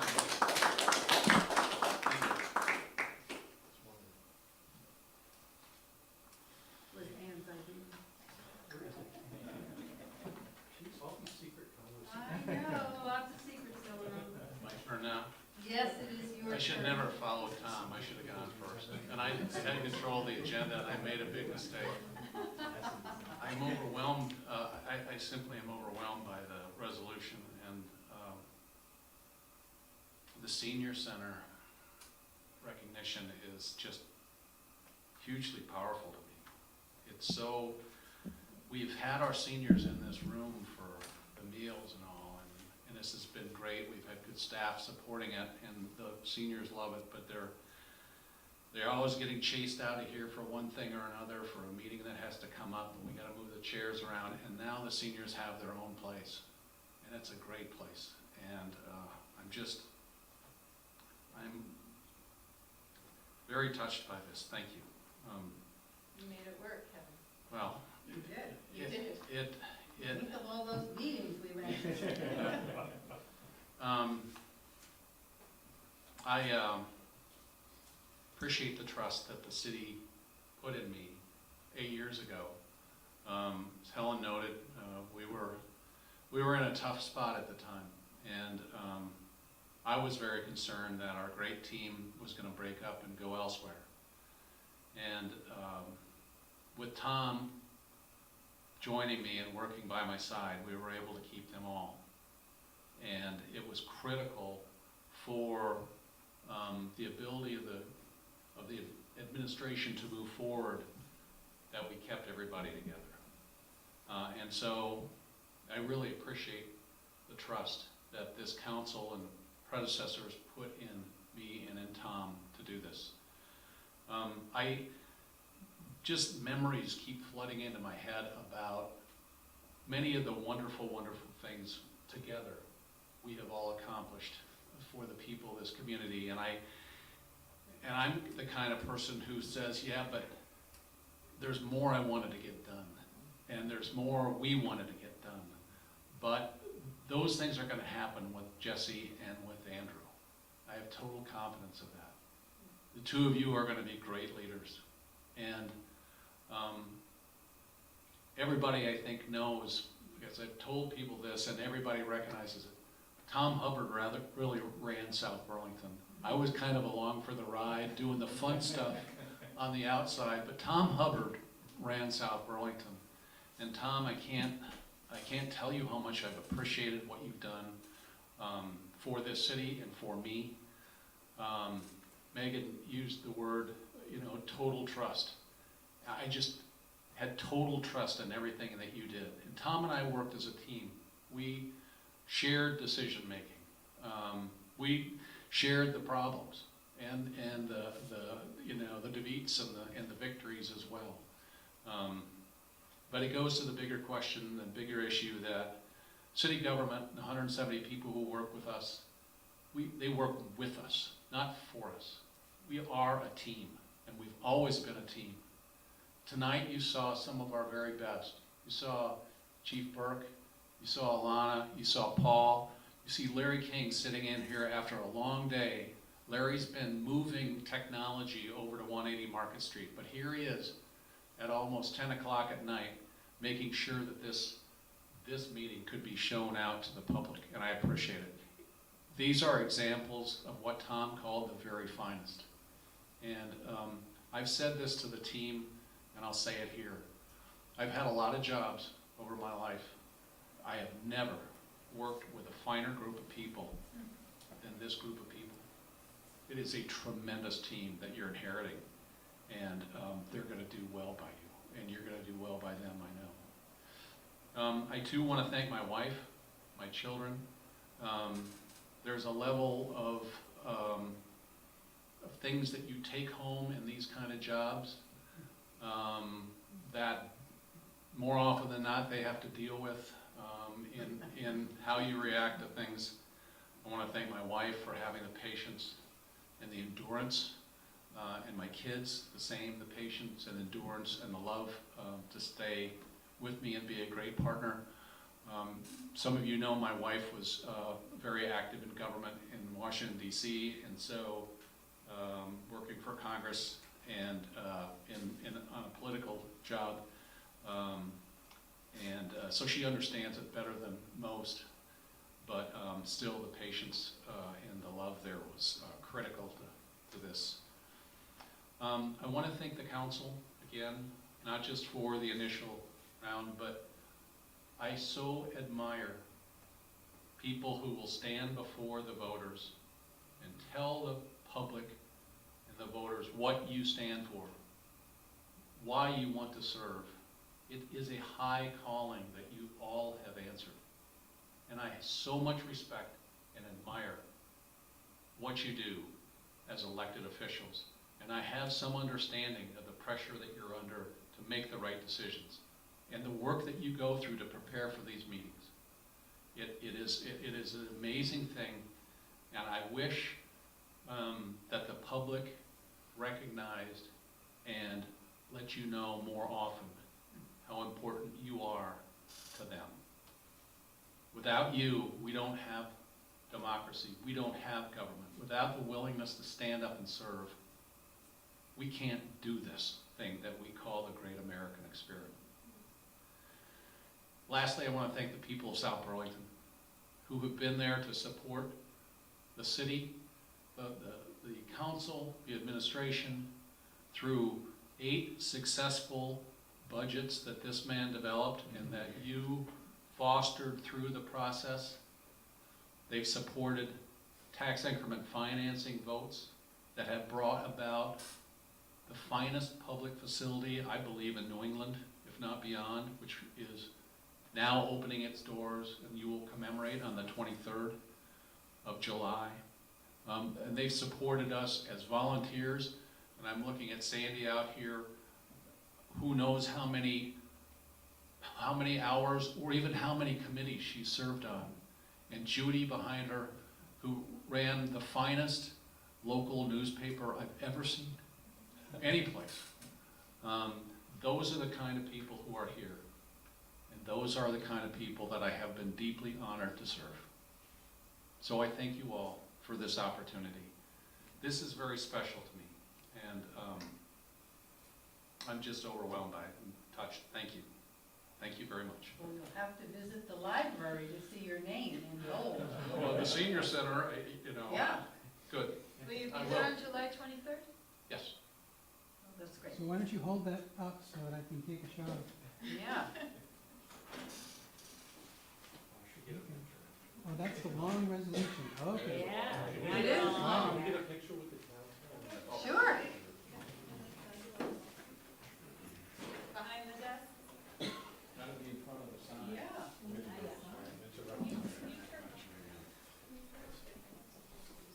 Oh, you should be in here. You gotta get in here. Well, let me get this first.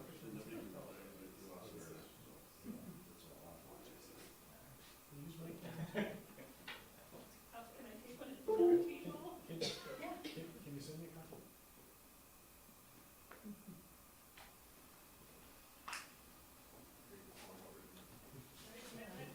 I think she's gonna send it to us, Tim. He probably has a better camera. Yeah. Can we do one more? Yeah. Come on in, Tom.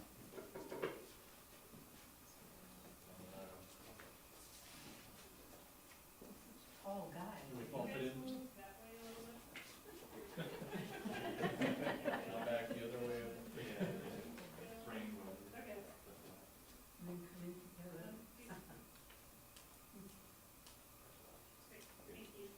Thank you very much.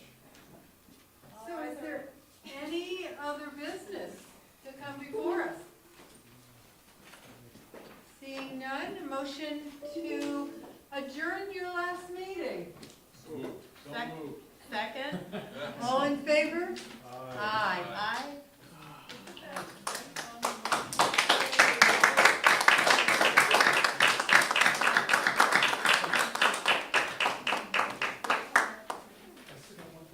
What's that? Just Helen or all of us? No, just one more thing for Helen. Okay.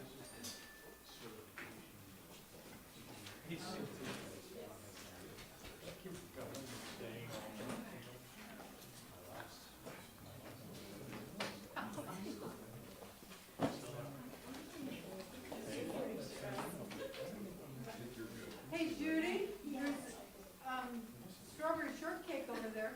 That's why I came. Well, help yourself. She was probably watching at home and saw the shortcake. All right. I said, I'm gonna show up for that. Yes. That's special. I can see that you live here. Yes, you do.